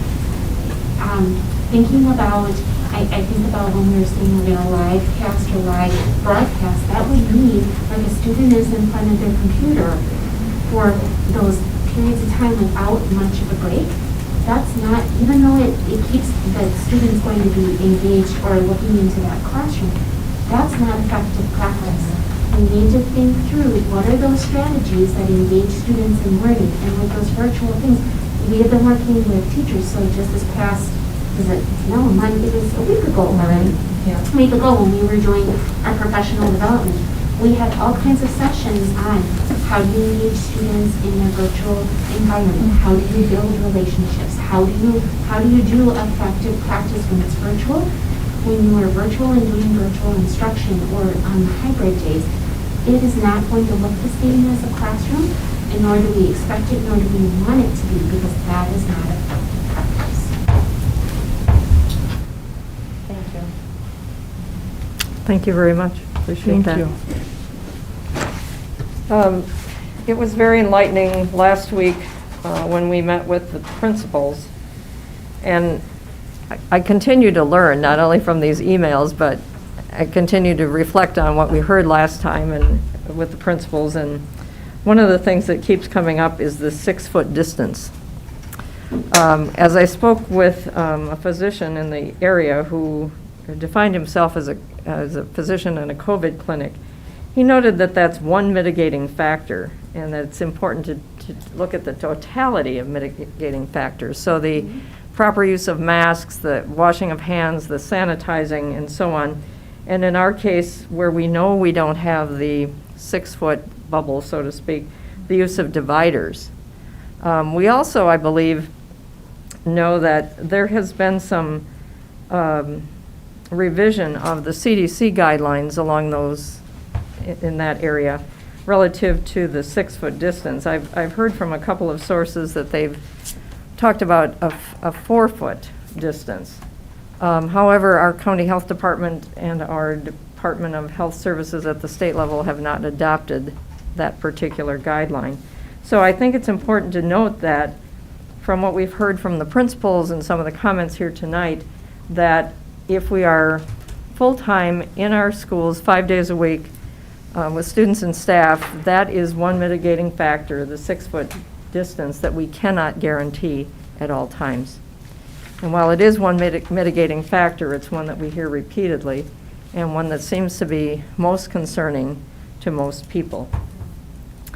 Lastly, and I'm trying to be cognizant of the time here, and I know we came here for an opportunity to vote, so I don't want to take up too much time, but one of the things that I thought about as we look at resolution number 1, in terms of the phrase, move beyond the previously approved instructional models matrix. One of the things that has come up in a number of the emails we've received is people saying, oh, you're going away from science, you're going away from data. That is not how I understand this. My understanding is that we would be using data, we would be using science, we would be maintaining the ongoing contact with the Winnebago County Health Department. We would be, or Dr. Cartwright and her team would be contacting other superintendents, medical facilities, physicians, as is the case currently and has been for many months. We would be looking at the number of positive cases and the number of quarantines. As I look at this, when we talk about the burden rate, to me that's the big picture, the big community spread and the numbers. When we talk about positive cases and the number of people in quarantine, staff or students, we're looking at a smaller unit that is the school, not the entire district. And so for me, I believe we're still looking at science and we're still looking at data. And the Winnebago County Health Department reports will still come out with burden rates and will still come out with those descriptors. It's not, to me, it's not like we're throwing that out entirely. To me, I interpret that phrase more as we're adding to that. We're putting another layer or set of criteria on top of what we're already getting from the health department and from the meetings that our executive team have with health, medical facilities, physicians, and other superintendents. Does that make Yeah. sense? Yes. Okay. Absolutely. Yes. Okay. And with that, I will gladly turn the floor over to Mr. Peschel and thank all of you for your patience. So, thanks, Thank you. All right. So, I gotta find the right.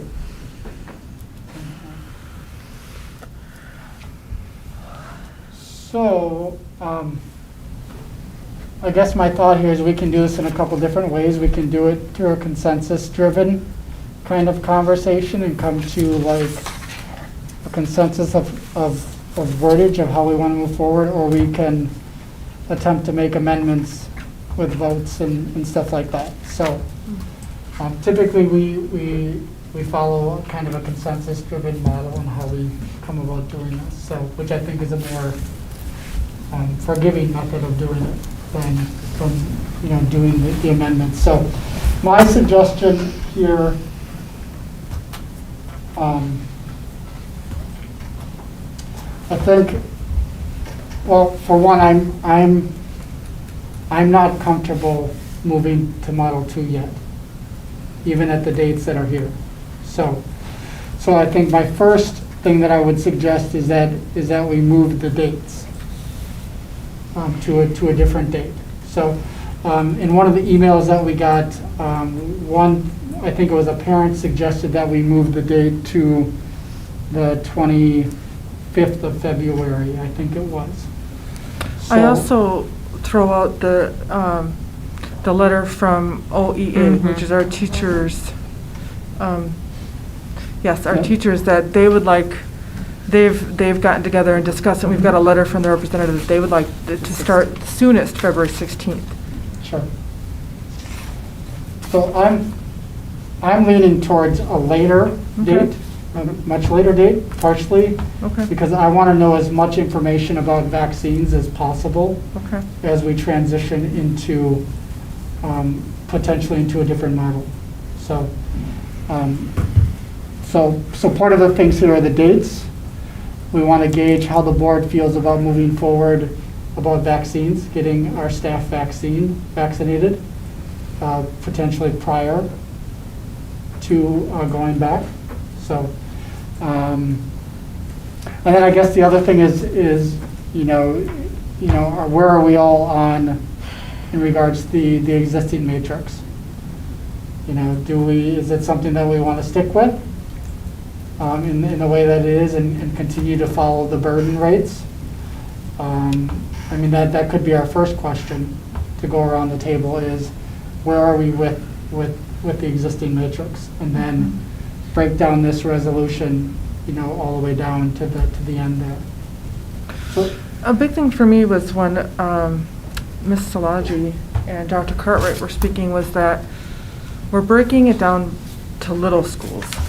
And I know we're a whole system together, but smaller districts can do it because they've got less schools. So if we look at our schools individually, I think it gets it, that's kind of what taking away from the matrix, using the same information in the matrix, but applying it to each school.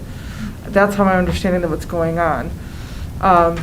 But still keeping some of the other data, I would trust that our administration would keep other data, because you can't forget that we are part of a community. So you can't just look at the school. We are part of a community, so all of that kind of goes together, instead of the blanket of the matrix, like you were, yeah. So, I think the correct way of doing this is just to put an amendment, offer up an amendment. I think when you start just asking us to discuss these other issues is getting pretty far away from what we're supposed to be talking about. So I would just go through amendment. Yeah. But then we could be doing like 20 amendments. We could, but there are ways of halting that too. Okay. And can you make an amendment and then discuss it, right? So you can say, this Yes. is my amendment, and this. Yes. Yep. Yeah. That amendment has to have, a person has to make it, and it has to have a second. Second, right. Yeah. And And we then can talk discuss. about it, Yeah. and then we vote on it. that. So every time you have an amendment, you have to get a Yeah. second, yeah, and then talk about it, and then vote on it, and then you can make another amendment. So it just would be continuing that. I'm better prepared for this time than I was in August when we tried some of this. Yeah. Tried to improve myself on these matters. It might be more efficient to do amendments, is I think what I'm hearing some of the board members say, Mr. Peschel, however the board wishes to do this. Okay. all right, You want to so, give it a shot? so I think my first amendment is going to be, I was looking at this earlier, but I want to go with the dates. So, and I want to look at the dates that I was thinking would be, like, the dates for me are the challenge that I have with them is that I want to know more about the vaccine. So how do you pick a date? So how do you pick a date based Yeah. on information that you're Right. waiting for, right? Yep, you can. So Yeah, you you can't can't. really do that. So it's hard to write an amendment when we don't, yeah, I know what you mean. But at the same time, it's not, because one of our goals is that we want our kids to get the best education. Yep.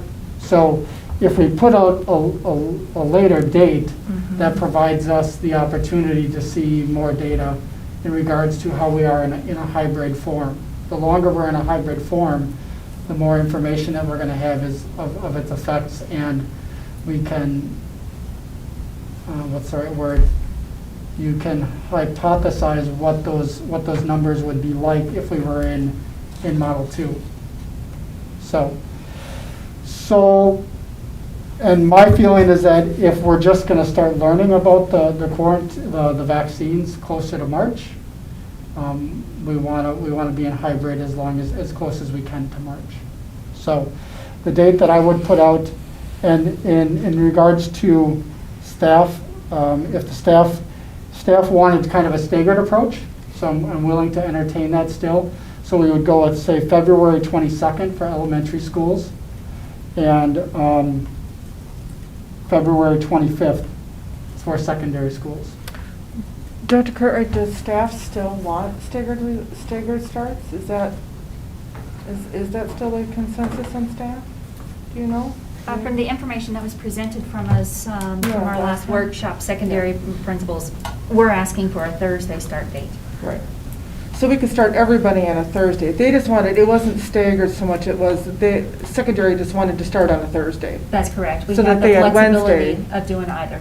Right, yeah. So it wasn't so much as a staggered as that secondary wanted to start on Thursday. That's how I understood it. No. Yeah. That's not what you so got, Mike? I mean, I was just kind of going in with how we were working through this and how this existed here. Got it, okay. I'm happy to make an amendment that, Yeah. everything's the 25th, because that's the later, that's the date, we get more information on that date. Yeah. So let's just do this. I'll make an amendment that we that we do away with the effective dates of February 8th and February 11th and make it February 25th for all grades. So that would give 1, 2, 3, 4, 5, 6, 7 weeks of being in hybrid. Well, not a full. No, not a full it'd be week. 6 full weeks in hybrid. 6 weeks of further being in hybrid. Am I allowed to counter that, or are we just saying that date? I think we He have has a- to. he made a motion. I need a motion, It needs to be So we need a seconded if second. you want to discuss. So I need a it. second Okay. if we want to if we want to talk about it. And vote on it, right? No, just need No, a second to be able to just- talk just about it. Talk about it. If it doesn't get a second, then the amendment, it dies. It dies. Right. I gave it a second. Okay. Okay, So now we can discuss next. the Correct. amendment. the 25th, okay. Yes. My argument is that the more time that we provide, the more data that we have, the more time for preparation for students, staff, and family provides us the ability to a more effective rollout. I don't disagree with your points, but the 25th is a month from now, and that was really far for me. So I understand what you're saying, but I'm not comfortable with putting it out a whole month. Okay? I don't know how others feel. I say, I don't know what I can say right now, like. Right, we can discuss it. Yeah, right, like, I would rather do it a week ahead, like before. I feel comfortable with like the 18th. It seems to be that's 4 weeks, that's a month, it's a full, and I understand it's only 1 week, but it is an extra week that these kids could be in school, also. And that is to say that, I keep thinking in my head, this is only to say that we are now going full virtual or going full in person. But if the numbers don't support that, the kids will not be there. So it's just giving the administration the power, giving the administration the choice to move the kids into 5 days a week. But also if the numbers and their situation at a certain school is not okay, then they won't be going. They'll be staying in hybrid or whatever it may be. It just gives them that opportunity. Now, if you wish, you can make an amendment to the amendment Yes, you can. and offer, your amendment would be to change the 25th to the 18th. Okay. You would need a second, I'd have to accept it, because it's my amendment. but you can amend the amendment and then we would vote on that. And if it fails, then it goes back to the original amendment. Okay. Correct. Yep. So it's up to you if you want to do that. Okay. Or we could vote on the amendment as it stands now, and if it passes, it would change. If it fails, then you could offer another amendment. Well, I would like to hear the other board members on Bob's amendment first, I guess. Mrs. Garner?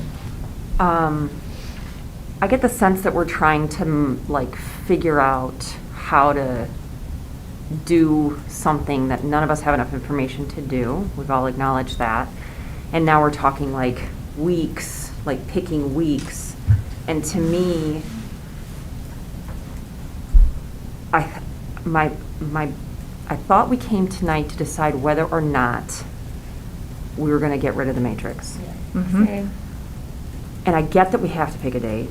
Mm-hmm. And I guess in my mind, the date is arbitrary and doesn't matter. Okay. Only because,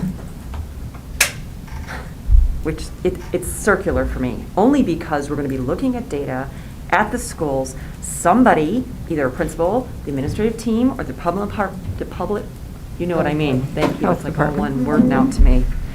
Are going to make that decision, and they're going to be using some kind of matrix in their mind. They're going to have a number, which then gets me back to now I don't know if we should get rid of the matrix in the first place. Does that make sense to you guys?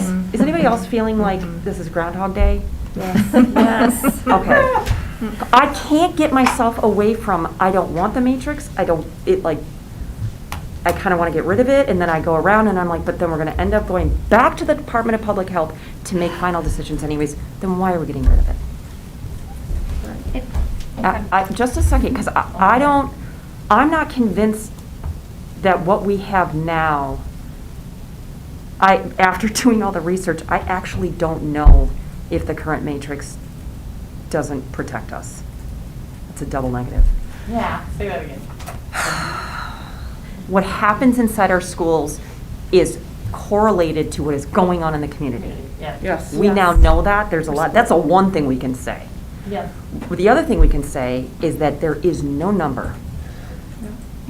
So like in Texas, they had a number. In New York, they have a number. In Florida, they have a number. In Oshkosh, Wisconsin, or sorry, Winnebago County, we have a number. It's this chart with the colors. And then we give it a name. High, moderately high, very high. So at the end of the day, they're all kind of, sort of arbitrary already. No, do you guys follow me here? Like, are we really just going to end up back to another matrix that now we don't have any, like now parents don't know what they are, what the matrix is? At least the matrix now, love it or hate it, we know. It might not even be a great matrix, but at least now we know. And that's why we've got this petition. People are like, oh my gosh, we're never going to be back. We have to get our kids back today. But at the end of the day, we're going to be using the I can't say it anymore. Department of Public Thank Health, you. yeah. The Department of Public Health in some capacity. So we're going to go away from it, we're going to do our own thing, and then we're going to go back to them. I don't see we can get away from it. So. Isn't, I mean, if we move towards the data collection model that we're talking about now, that doesn't put the county health department or the state health department information at the top of our matrix. It puts it at a lower tier. What we're doing is we're saying. saying to principals, now you guys go do Correct. it. And now how are they going to do it? Let's talk it through, the logistics. Because they came in this room and they said, we'll do whatever you want. Sure. Just give us our marching orders. So we said, okay, we're going to get rid of the matrix. And they're like, okay. But at the end of the day, they're the ones that are going to have to decide whether or not their schools are going to open, classes are going to stay, in the building, out of the building. We're going to have quarantines and all the things. At some point, someone's going to call Greg. I have a question. They're going to ask him what to do. So you just said that principals are making this decision. I want to verify that principals are making this decision at their school level, whether what they're doing. Okay. That wasn't the impression, so. Good. I want to know Ask it. exactly who is making this decision for every single school. Who is responsible, who is part of that decision, and who gets the last say on that? Because it's not the board, we've already decided that. So who is saying it, so it's with the numbers, it's with, the Department of Health, and it's like, who is making that decision? Certainly. I think I can provide an answer to that, and if I'm incorrect, Mr. Cameron will Okay. supplement my answer. Regardless of being hybrid or 5 days a week, I want to make sure that our general public understands that we currently take a look at case-by-case scenarios. Okay. So even if tonight you decide to move beyond the matrix, we're going to be implementing what we're doing today. Okay. I know that doesn't help. I know that doesn't give the clarity as to Who makes that decision? Predetermination. Well, it's still the But- question, who makes that decision? So ultimately, what happens is the principal reaches out to us, or the nurse or health room assistant from that school reaches out to, specifically to Mr. Kamer Yep, and to Dr. Jones. yep. They have a conversation about it. Now, if it's related to personnel, they'll bring in Dr. Pinkston. Mhm. If it's related to student, or what's happening within the students, then oftentimes that's with Mr. Kamer. And so You're they- responsible for making decisions on a case-by-case basis within our school district. And that is what we have been doing. Do you do this all on along. your own, or do you talk to anybody else? No, so Dr. Jones and I will usually consult with the principal, and a lot of times we'll be talking through, if it's staffing, brainstorming, are there other ways we can get people Yep. to take over for teachers in the classroom? If it was really a student issue in terms of, we have so many cases within the school or a particular classroom, We would consult with the health department at that point. The school nurse would be in that conversation. We haven't had to have that conversation yet, but if we did approach that point where we were starting to be concerned about the number of cases, they would be the first Absolutely. that we would call. Actually, to be quite honest with you, we actually did have this already. You may forget that on the first day of school, we had to close North. Yep. And that is the sequence of events. So yes, Mr. Cameron, myself, and if necessary, other people were involved. And again, let's remember, the reason that we recommended to move away from this is because of, if you paint a number, again, it can be situational. And you've all heard it, 10 times. So if 5 kids, well, that could close a school. But if they're all in the same place, why would we close the school? Right. That's what you're struggling with, is you're trying to pin down something that has too many moving parts, and there's going to have to be judgment involved with it. And that's what we're trying to offer, some judgment. I can't say, if you want to go ahead and paint a number, you can. But and again, it may work. Well, it's what we've been doing. So if we had, again, 5 cases at 5 different rooms, we're probably going to have to close, because you saw the contact tracing, that's 7 or 8 people for every one. Well, now you're looking at, 50-some people out. Okay, well, we know what we're going to do on that. When we say close, just so we're clear, we're switching to a different mode of teaching. We're still going to have school that day. It's just what we're really talking about is what mode we're going to have it in. And that's what, the other thing, again, our principals, what they're doing is they're informing myself and Mr. Kamer and others around the team, could be Julie or others involved, is, can I make it work today? Kelly's out today. Well, that's okay. I can have Jim help out, because he's got to prep this hour and you got to prep that hour. They do this every day, and they're doing it right now because we don't have enough people. There is a breaking point, and they will inform us, saying, Dr. Jones, I can't, I'm out I used everybody in the room. I'm out. I can't make it work today. Fine. Then we change modes, and we still deliver instruction the other way. So I think, again, there is no number that I know of that we can use to continue to, there's just too many moving parts. Okay. That's why we're saying it's a case-by-case basis. And as a board, again, we are going to be down at the school level. Absolutely. We're going to be at the classroom level. That's where we're going to be at. And as a board, it's impossible for you to try to manage that a month ahead of time, a week ahead of time, even an hour ahead of time.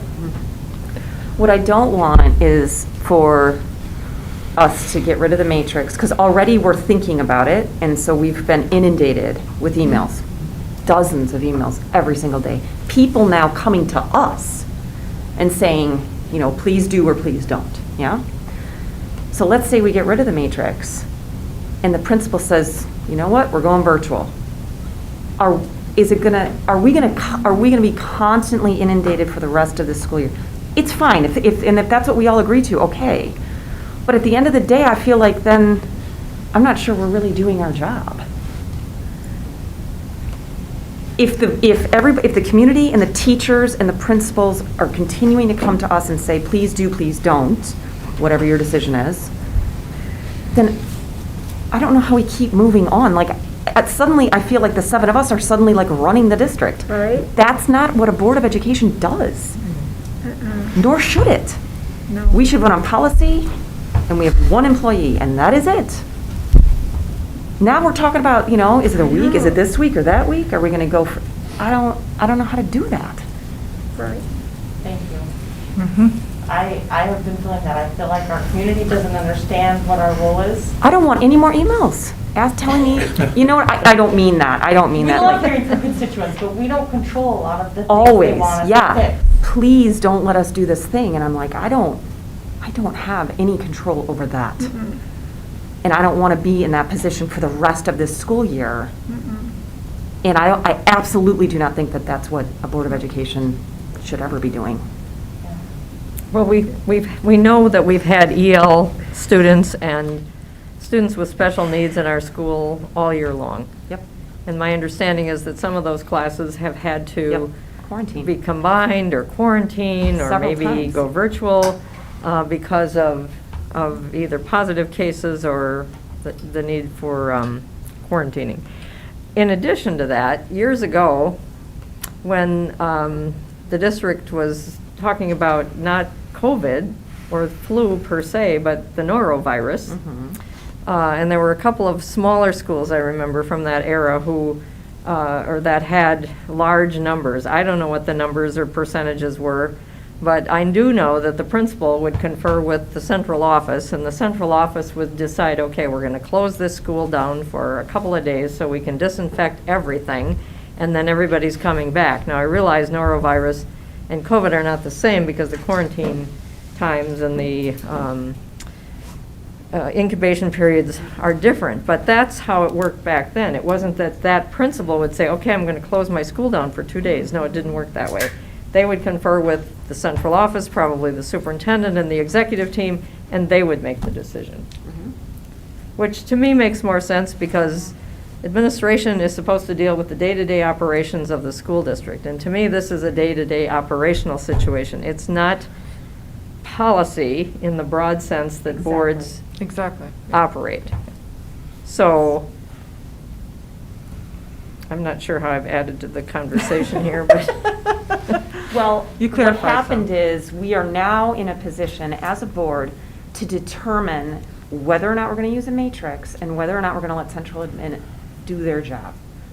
okay, so we're directing central administration to either keep the matrix or not keep the matrix and make decisions on dates for returning students to school. Is that what we're saying? Yeah, and their recommendation was to go beyond the matrix, Okay. And pick a date, right? that they will stop using the matrix, and then they make the call. On a certain date. Okay. And right now, we have an amendment on the floor that needs to be voted on. I don't even, I will, I I forgot will the call the amendment. question on the amendment on the floor. All right, I believe Okay. the amendment is to change the dates in this resolution to February 25th for all grades. Is that correct? Hold on, point of order. I'm gonna muddy the waters more because I think taking a vote on this is now gonna go beyond where our conversation was just going. I don't feel that the date is as important as the conversation that we were just having. So I'm gonna pull my amendment.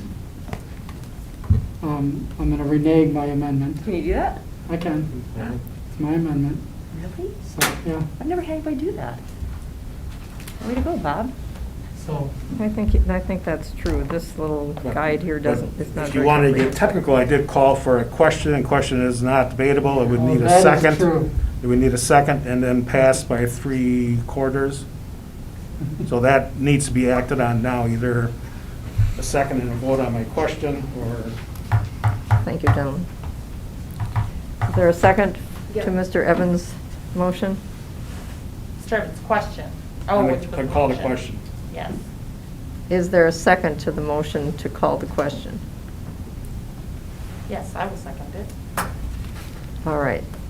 Then there's no debate on this, is there? No debate? No debate. Just go right to a vote. We'll just vote. It's And got to three- be Oh, this will be interesting.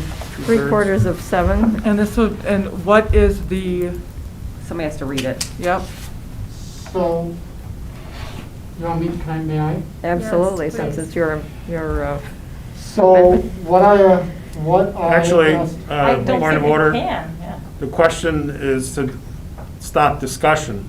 Okay. We vote on, to see we stop discussion, and then we would go right to voting on the amendment right after, if this, All right.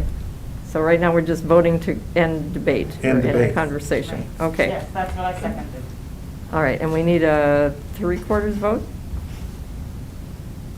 Dr. Herzog, would you like her or me to read what the resolution on the table is at this point? No, Because it's that's not not about what the we're voting on. It's not about the resolution, resolution, ending it's debate. about ending debate. Got it. Thank you. 2/3 vote. So, Yeah, it says here. Ending debate on the amendment. or on the- Any No, debate? on the discussion. on the discussion on the amendment, so we can vote on the amendment. Yes, So there have to be 5 votes. I vote. Okay. Please To call. end the discussion. To end the discussion. To end. Which we So- seem continuing to be doing. Would you please call the roll? Evans? Aye. Garner? No. Herzog? No. Olmsted? No. Heschel? No. Szilagyi? Aye. Carlin? No. 2 ayes, 5 noes. All right, so the debate can continue. So the debate is on changing the date at this Yep. point. Yep. Yes. Thank you. So just kind of keeping that, does anyone have any concerns with moving all transitions to February 25th? So that it would be that suggested transition to Model 2 would begin the 25th. of What's the 25th? The 25th is the last Thursday of the month. Is there like something in your mind that you're I like? just It's picture closer to that the date. vaccine. It's closer to the vaccine, it's closer to more data that we get weekly during that. That's what I'm connecting that date with. Okay. And it's providing more time for staff to roll out what they need to roll out. Basically, whenever we get rid of the matrix, they're gonna do school by school, case by case. They're gonna go by situation. Correct. So I don't see if the date matters. But the date, at this point, it's so that date matters, Mm-hmm. because then that's the date that we're telling them also to begin that by. Begin that what? Begin to moving forward without the matrix. Yeah. So, So I think the sooner the better for the central admin. I don't think so. No, everybody's saying no. Okay, why not? Because, We're not gonna like have that date and everybody go back to school, get on the Yes. bus. No, we're not. That's not what we're voting on. they, We are not But in it a could place, be. we have spread, we have cases in schools. If that's what, that it was not my understanding. it puts it, yes, it puts it, if we give these dates, that puts it as a default. That day, on February 8th, all pre-K through 5th will start school on that day. All of them will. With the cases that some might not be. This gives them that the matrix goes beyond and puts default that they start school that day. Okay. That's then what this is, what we're I- voting on.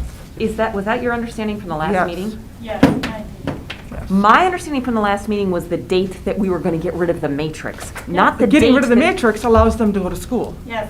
That is, it can allow them to go to school, it can also. But it's the default. Dr. Gunlock, when we asked him that, he said that it's the default. So the minute that we take the matrix away, the default is 5 days a I see week. why you're going. The nuts. motion Yeah, okay. says that the default is 5 days a week. Yep, yep, I don't agree with that. yep. What if we got rid of that? Then the date wouldn't matter. and they could go whenever. Then the If we school, got then rid it's of the matrix. situational, which is what they've asked for. Right. They've just asked for the date to get rid of the matrix, and then they can decide on a school-by-school basis. But I would like to throw out there that my suggestion is we stick with what OEA asked for. I am okay with, they Okay. said the 16th, and I'm okay with the 18th. They are asking to go, we're asking them to do this, they're asking for just extra 2 weeks. Please just let them have time to stay in hybrid a little bit longer and to go into, give them more time to get their classrooms ready and to be ready for all students to come back.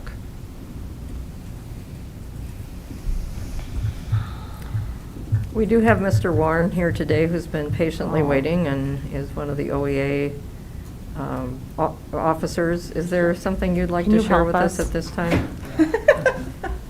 We've heard from a lot of people, but we haven't heard directly from our largest employee group. Yeah, and of course, you know, we were lacking as much information as you are with this.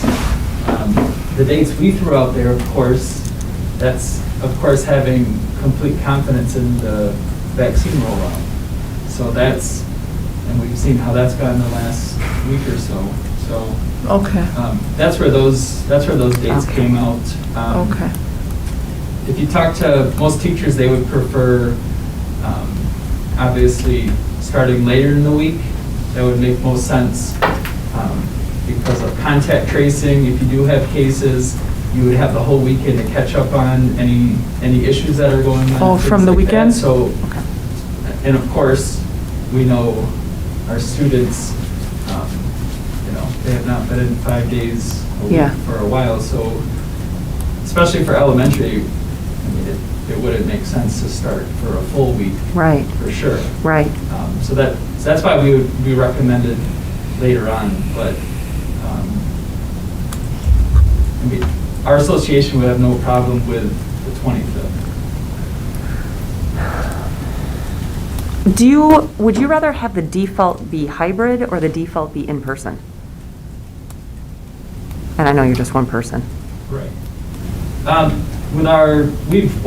We've asked our association throughout this whole process. Okay. And of course, from the very beginning of this. Yep. Safety was our number one Yep. concern, which. Hybrid is safer. Right. Okay. Yeah, that's just, that's just where we are. Yeah. So your recommendation was the 16th, and if I understand correctly, that's a Tuesday. Right. And the day before, the 15th, is the day that teachers would all be in the building to prepare. Sure. So it's easier on the kids because it gives them a 4-day start instead of Mhm. 5-day start, and it's easier on the teachers. So I can say this as having been a teacher, because it's easier to have a day where you're in the building to prepare Mhm. before they all come. Mhm. I thought that your proposal was very sound. Sure. And of course, that's the struggle here, because we know we have people on both sides, of course. Of course. That's the. I'm on both sides. That's a concern, of course, and obviously a big part of it is depending on how people feel safe with the vaccine. I mean, that's a big part of everyone, how people are going to feel safe or not. And I also want us to remember that the vaccine doesn't mean that it's not going to be we're not going to Yeah. have transmission. We think it'll just protect us from getting it necessarily, but we still are going to be in the same protocols. Everybody still has to distance, we can still transmit it, we're going to be quarantining. So the only thing until we get herd immunity is that if I have it, then I don't get it, but I can still pass it, which doesn't make any of our job any easier. Right. Okay. So if we were to change it to the default of being hybrid, and the date is earlier, would that be suitable? The date that we get rid of the matrix is the date that we can start having some control over our own schools, is what I'm hearing. I guess I'm confused. Okay. Yeah, I don't- We're in hybrid now. Yeah. So we would stay. So we're just- We would stay in hybrid. The You're recommending default, to stay where we are? and then get rid of the matrix. We can get rid of the matrix right now if we want to, right? Like if we voted on that right now with I'm not saying that we do, but. I have don't a know that question. Mr. Warren is Yeah. set for Yeah, and I don't know if that's answering fair. that. Yeah, No, I don't. we're going around in circles Yeah. again. Yeah, I'm not sure. It's okay. But Bob has already proposed Yep. chopping the matrix, so possibly that's a good ending for our resolution. We get rid of the matrix, we vote on that. We have to give them a date to stop using the floor now matrix. is February 25th. That's no question. That's just to amend it. We can talk about the other elements. Let's Okay. get All through right. this, and then we can talk about other elements. Thank you, Mr. Warren. Thank you. Appreciate your input. Thank you. Mr. Evans is correct, the current resolution on the floor is the 25th. Okay. Can we ask Thank you. to just vote for it? Are we ready to vote on that? You can Or vote. Bob, you said you wanted to change it. And Jim, Well- I trust you with these rules. You said that he can do that. We can make an amendment onto the amendment if somebody else would want to try to amend the amendment. Okay. Or we could vote on this, give it up or down Yeah. vote, and then start fresh with another. And looking at the rest of it, it seems like that's what we want to do, vote up or down. On the 25th. Okay. Okay. Is that, sorry, I'm not trying to speak for everyone. So I'm now- trying to read the No. room. Does Jackie read the amended? Yes, that would Okay. be helpful, and then we will vote on the amendment. Be it resolved that the Oshkosh Area School District Board of Education approve option 3, authorizing district administration to move beyond the previously approved OASD instructional models matrix and transition to Model 2. Modified in-person learning effective February 25th, 2021 for students in grades PK through 5 and for grades 6 through 12 as filed with the Secretary to the Board of Education.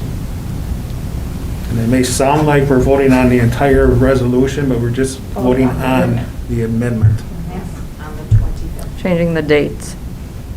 Yeah. All right, are you ready to vote? Please call the roll. Garner, Aye. Herzog, Aye. Olmsted, Aye. Peschel, Aye. Salaji, No. Carlin, Aye. Evans, No. 5 ayes, 2 noes, motion carries. Okay. All right. Now we would go back to, we would vote on the amended resolution, correct? No. No? We No, just did no. that. Now would be The big one. bringing up the entire resolution. Okay, that's what I meant, but I didn't say it correctly. Thank you. I'm really uncomfortable with in-person being the default. I'm really uncomfortable with that. That is too risky to me. I don't think we know enough. That really surprises me. I know. I don't think the public knows this, and I'm realizing now that I feel like we need to help them know what the board does, is we don't talk about this to each other at all before we come. So No. preparing tonight, I'm like, how do I think Allison's gonna vote? And I totally thought you were comfortable with that. So No. I'm just gonna say that that's. No. I'm comfortable with hybrid being our default, and then we choose Yes. where we can start full board and people are ready and schools are prepared and we can have barriers and things and quarantine and tracers and whatever else we need.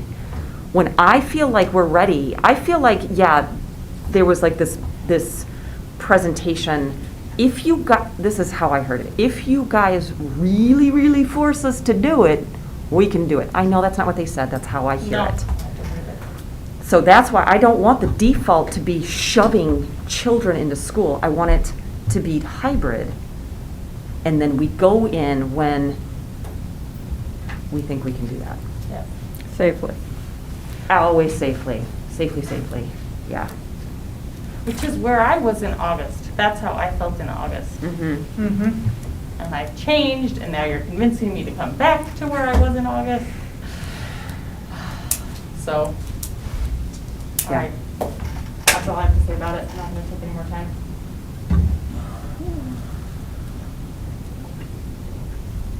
Try this again and call for the question on the resolution. We need a second. Or the motion dies. Did Allison make an amendment?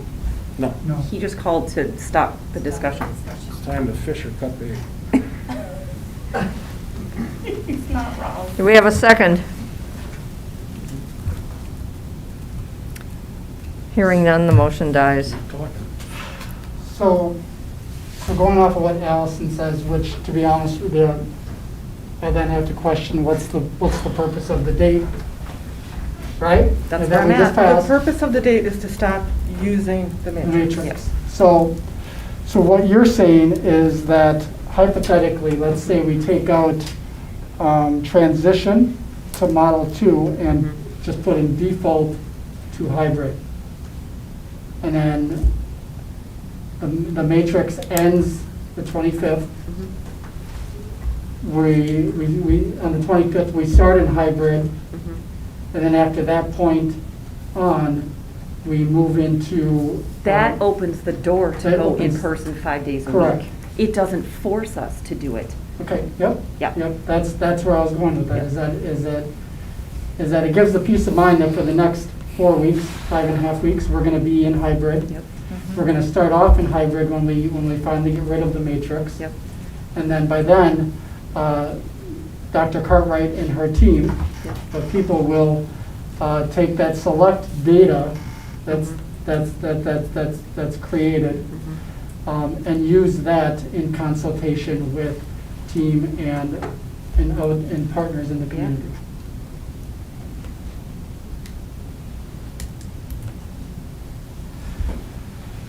So, Can we have Dr. Cartwright discuss that, or Dr. Gunlock, or like Ms. Conrad, because that's not what they came to us with, so I don't know that what they have planned works They- with that. They didn't No? want to go 5 days in person. It was specifically stated by Dr. Jones that. You're talking about we- administration. Sorry, what? Are you discussing administration, the principals? Okay. Yeah, because you keep saying that they wanted, that this is what this was their recommendation. I'm not sure. This that- was executive team's recommendation. And then the principals came in and showed how they were going to do this. Yeah. Yeah. Okay. They showed that they had the capability to try to make it happen. And what we heard is that they don't all agree. So it's not that they don't want to, it's not that they do want to. It's that If we tell it's them they'll do it, doesn't mean that that's the best for students. And I want to make sure that at the end of this vote tonight, that I did what I think is best for students. What is best for students? Dr. Cartwright, is there anything you would like to state in regards to our conversation? I think what will end up happening is, unless we are communicating a date, the one request that you heard loud and clear from our principals was, please give us a date so we know what we're shooting towards. And we know that that is the default model that we're shooting towards, rather than having a moving target. Ultimately, that is what I interpreted their conversation. My exec team, would you concur with that? Dr. Gunlock says yes. Dr. Jones says yes. I'm looking at all their heads nodding behind you, just in case of yes. So I just want to make sure that people are aware of that. That there is a desire for us to have a target. A target meaning to go back full 5 days a week. Full That's 5 what- days a week. Okay. With us continuing to do what we do today, Yes. which is we're constantly evaluating situations on a situation by situation basis, classroom by grade level, at a school, which is a collaborative process with the principal and select executive team members. And then they bring forward, they typically bring forward a recommendation, say this is what we got to do, here's the background behind it. And to be quite frank with you, I go along with that recommendation because I trust that they have researched it and that they have worked collaboratively with the school-based administrator in order to bring that recommendation forward.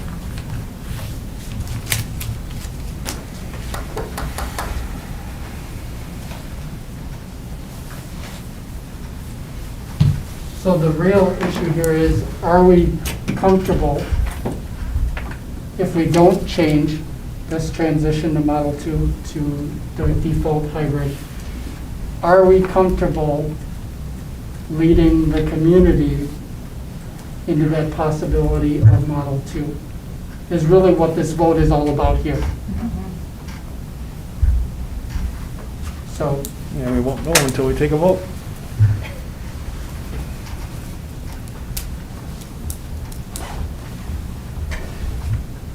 the peace of mind there is that we know that if we vote this up, we know that the administration has the ability to be able to look at that data, deep dive that data, and to say this school works, this school doesn't. We've given them a little bit more flexibility in doing that. What this vote really is are we comfortable providing that flexibility to the administration, to getting kids back into school potentially 5 days a week in roughly a month from now? That's what this vote is. Knowing that even if we say yes on it, they could choose to go stay in hybrid. Yeah, You it's know. just the default that is. It's just the default. Yep, because principals, administrators, and public health are already making decisions. And so I guess for my peace of mind, going slow, the data it is not consistent over time. We learn new things all the time. We have a new variant, B117. It is in the state of Wisconsin. CDC says that it's more contagious, but it's not deadlier. The Brits just came out 7 days later and said it's 30 to 40% deadlier. Things are changing weeks, from one week to the next. So my default, I want it to be slower and steadier because I think that's what's better for kids, even though I want kids in 5 days a week, believe me. That's why she's so surprised. But at the end of the day, we got a beautiful email from a doctor. Oh, yeah. And he talked about the marathon, and I thought, yep, Great. that's it. So Yeah. I want the default Yeah, I have to be the most suggestion. stable and the most steady. And I get that it's two sides of the same coin. No, I see what you're saying. I have a suggestion. Yeah. What if we took the amendment and we said, we're getting rid of the matrix and we are remaining hybrid until further notice? Then we have to come back and give 2 weeks' notice for when we're changing to 5, because they made it clear they want 2 weeks runway. Nobody wants responsibility for determining when the 5 days in person is. That's what we're dealing Yeah. with. Nobody wants to put their neck on the line, including all 7 of us. Yep. And yet that's what the principals have asked for. Well, Right. doesn't. I have one other question to pose here. There was a Monday, Martin Luther King Day this year is always on a Monday. And the Professional Development Day that's been in the works for months with CISA 6 would be Monday, the 15th. So the students who are Monday, Thursday would miss 2 Mondays. Yep. So a concern I have is could we make the Tuesday of that week the opposite of what it normally is? I know that's confusing, but I'm concerned about that group of students missing 2 days of instruction.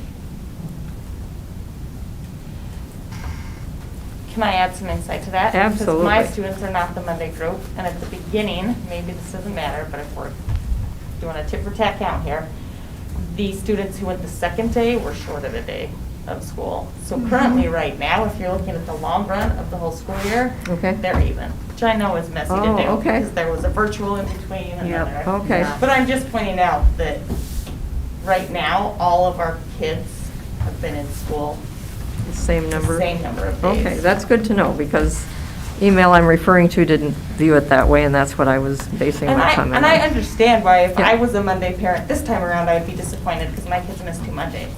But last time around, I was disappointed because my kids didn't get as many days as the group that's now Mondays. Okay, okay. So I do understand their disappointment because I felt it in the fall. So that's the point I'm trying to make. Thank you, I appreciate that clarification. All right, can we bring closure to this question? We can Or vote. a question? I'd like to make an amendment. Mr. So, Peschel? just in the sense of consensus, is even though I don't know that we're gonna get it. Wait a minute. Did we vote on your other? Yeah, we did. Yeah, you know, it We passed. did. Yes, we Okay, did. We're on the 25th. Sorry, thank you. So Allison, the amendment would be to subtract transition to Model 2 and put in default to hybrid. I wouldn't even put the default. I would just say Just- we're going to get rid of the matrix, pick a Okay. date, February 25th, and let's go. All right, so then let's strike and transition from and to, it would be the Thursday, February 25th. What's now says February 11th would be the Thursday, February 25th. Okay, so what does that mean for exec team? What does that mean to you? Because I want to make sure what we're amending and what we're writing, Good. I want to know how they interpret that. Good. So I feel like we just skirted our responsibility. Mr. Peschel, could you please say that again? So you Sure. want to strike the word and Strike. transition? Strike and transition and everything else up to Thursday, February 25th, 2021 so strike and transition to the and before Thursday, February 25th.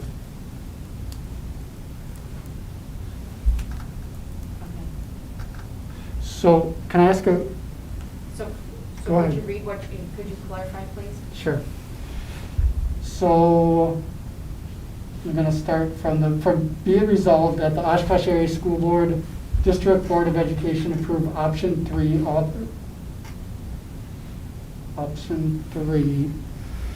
authorizing district administration to move beyond the previously approved OSAD instructional model matrix as of Thursday, February 25th of 2021. And you could probably strike all that because we're talking about the whole district at this point. We're talking about all grades. And then would you leave in as filed with the secretary to the Board of Education? Yes. Or did I miss Yep. that? Thank you. Yep. Okay. So, that's great, but how does that? It needs a second before we can discuss. Oh, Is there a second? Second. Thank you. I'm sorry, who placed the second? Go ahead. Allison Garner. so Dr. Cartwright and anyone else, obviously, what does that mean to you when, if we go ahead and we do this resolution, what does that say to you guys? How would that be interpreted then? That you are not making a decision as to what is the preferred model, that you will, we are moving beyond the matrix, which would put us back to what was approved back in August, which was the addendum, but the addendum was related to how we displayed the data, which is related to the matrix, but not the matrix itself. So in other words, effective February 25th, we do not have direction from the board as to what model you have a preference towards. And I would need guidance as to whether or not you are stating that you would want me to continue to make that decision on behalf of the district, of course, with consultation with everybody that we do right now. Right.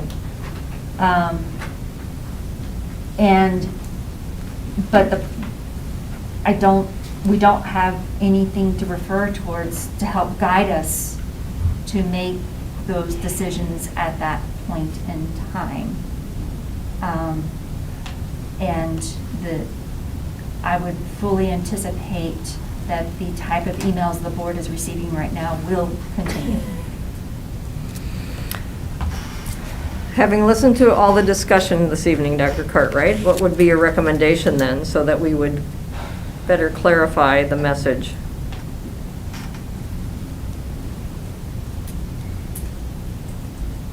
Per the request that I heard last week from administration and from our school-based administrators, they prefer to have a target date, and so that a decision has been made so that they know what they're working towards.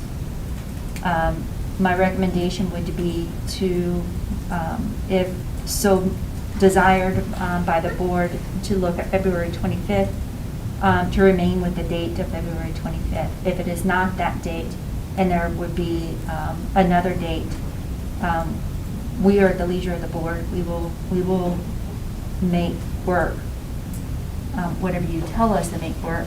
The only request I have is to please give us at least a 2-week runway, because we do have to have that in order to ensure that we have food available for our students and make sure that we take care of transportation needs as well. All right, thank you. Having heard that, would it make sense then to write it in this manner? Be it resolved that the Oshkosh Area School District Board of Education approve option 3, authorizing district administration to move beyond the previously approved OASD instructional models matrix and transition to Model 2, modified in-person learning, as of Thursday, February 25th, 2021, as filed with the Secretary to the Board of Education. That's the one that's on the floor right now. Yes. Okay. Good job, Barbara. I'm sorry, I guess I got lost in translation. Okay. So isn't the default, if we go back to August, isn't the default hybrid? Why isn't it? I guess, I'm sorry, I had to step up, but I don't understand why it's not, because that's what I thought the board approved at that August meeting, was to go into hybrid, and that action alone makes it the default. So let me clarify. The decision that occurred in August was one on how we were going to start school, and then we would initiate the use of the addendum, which is what resulted in the matrix. Okay. Interesting. I made an amendment to have the hybrid be the start, Yep. and that amendment failed. Mm-hmm. That's what happened, yeah. And I learned from that amendments are messy, and that, Yep. and so here we are tonight, and amendments are messy. Yeah. This whole process is messy. It's a pandemic. Yes, it is. It's a messy. pandemic. Pandemics are real messy. Yep. Does anyone have thoughts on how to modify this to capture the conversation here that we want hybrid to be the default as one component? Well, you have Bob's amendment on the floor that was voted on and or moved and seconded.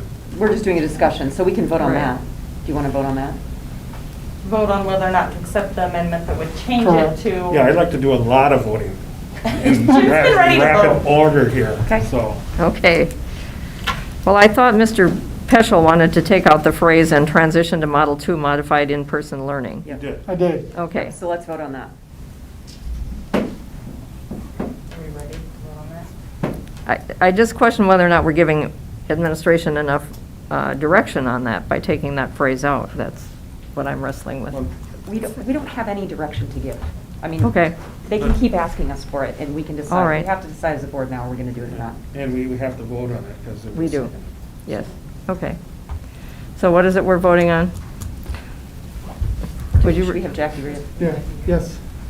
Be it resolved that the Oshkosh Area School District Board of Education approve option 3, authorizing district administration to move beyond the previously approved OASD instructional models matrix as of Thursday, February 25th, 2021, as filed with the Secretary to the Board of Education. Okay. All right. Any more discussion? Please call the roll. Herzog? Aye. Olmsted? No. Peschel?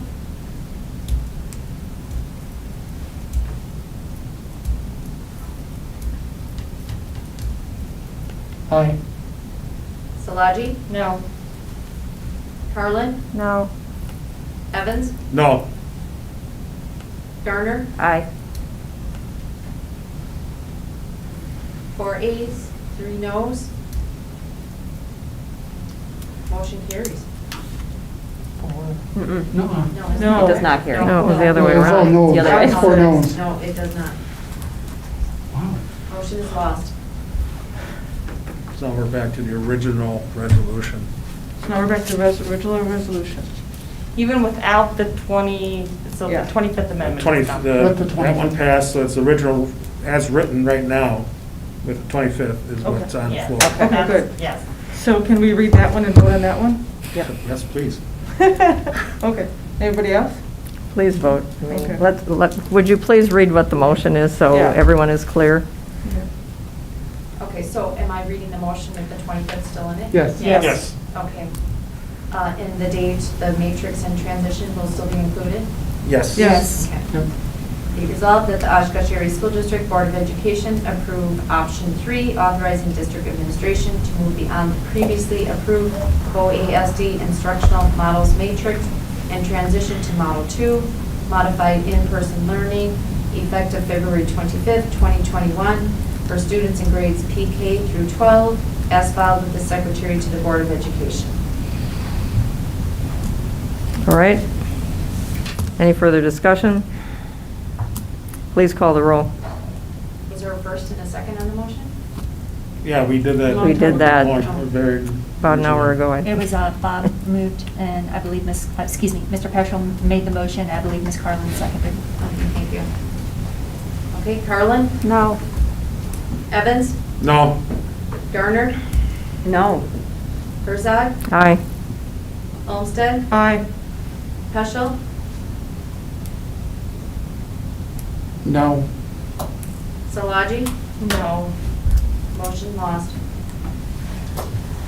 Was that 2-5? Yep, 2-5. So now are we back to the We're back to the original. resolution? We just voted No, down. then we just voted on the resolution. We did. We're done. Okay. That's it. That's the meeting? Move to adjourn? Well, except for, but we, Unless there are any other Bob amendments. amended it to have, read for the 25th, and that was, we voted on and approved that. The second amendment he did failed, so went back to the amendment as written with the 25th, and we just voted on that. And it But failed. that was amendment, so wouldn't we go back to the original No, there's resolution no then? amendment. We weren't voting on the amendment. We voted on the amendment, and it failed. We voted on the second Right, amendment. but now don't we need to vote on the original resolution though? We amended that. And we just did. Is that right? Yeah. I thought we would go back to because we amended it, But we, so now we would go back to the original resolution. No, the amended resolution becomes the new resolution. The amended resolution with the 25th. yes. That's what we just voted. That's not how I understood it, I'm sorry, but that's okay. So where are we? We passed the. Nothing has where we- changed. The resolution failed, and I believe the next item on the agenda is announcements or? Move to adjourn? So we've given no direction to administration. Correct. Well, basically, what we did is we're sticking right as of now. We're going to continue what we've been doing, Yeah. with The matrix stays. the which matrix was the stays. second option that they gave us. Which was option 4, I Yep. believe? Yep. Okay, and that didn't have any dates, but then that's the role of Nothing administration. has changed. The Okay. dates, there's no, the date is the 3-week runway. The date is if we see consistent 1% or Which is the below for matrix. 3 weeks, Yes. then we will go back to 5 days in person. Which is the matrix, yep. Yes. Mhm. So we just spent the last 2.5 weeks of our lives.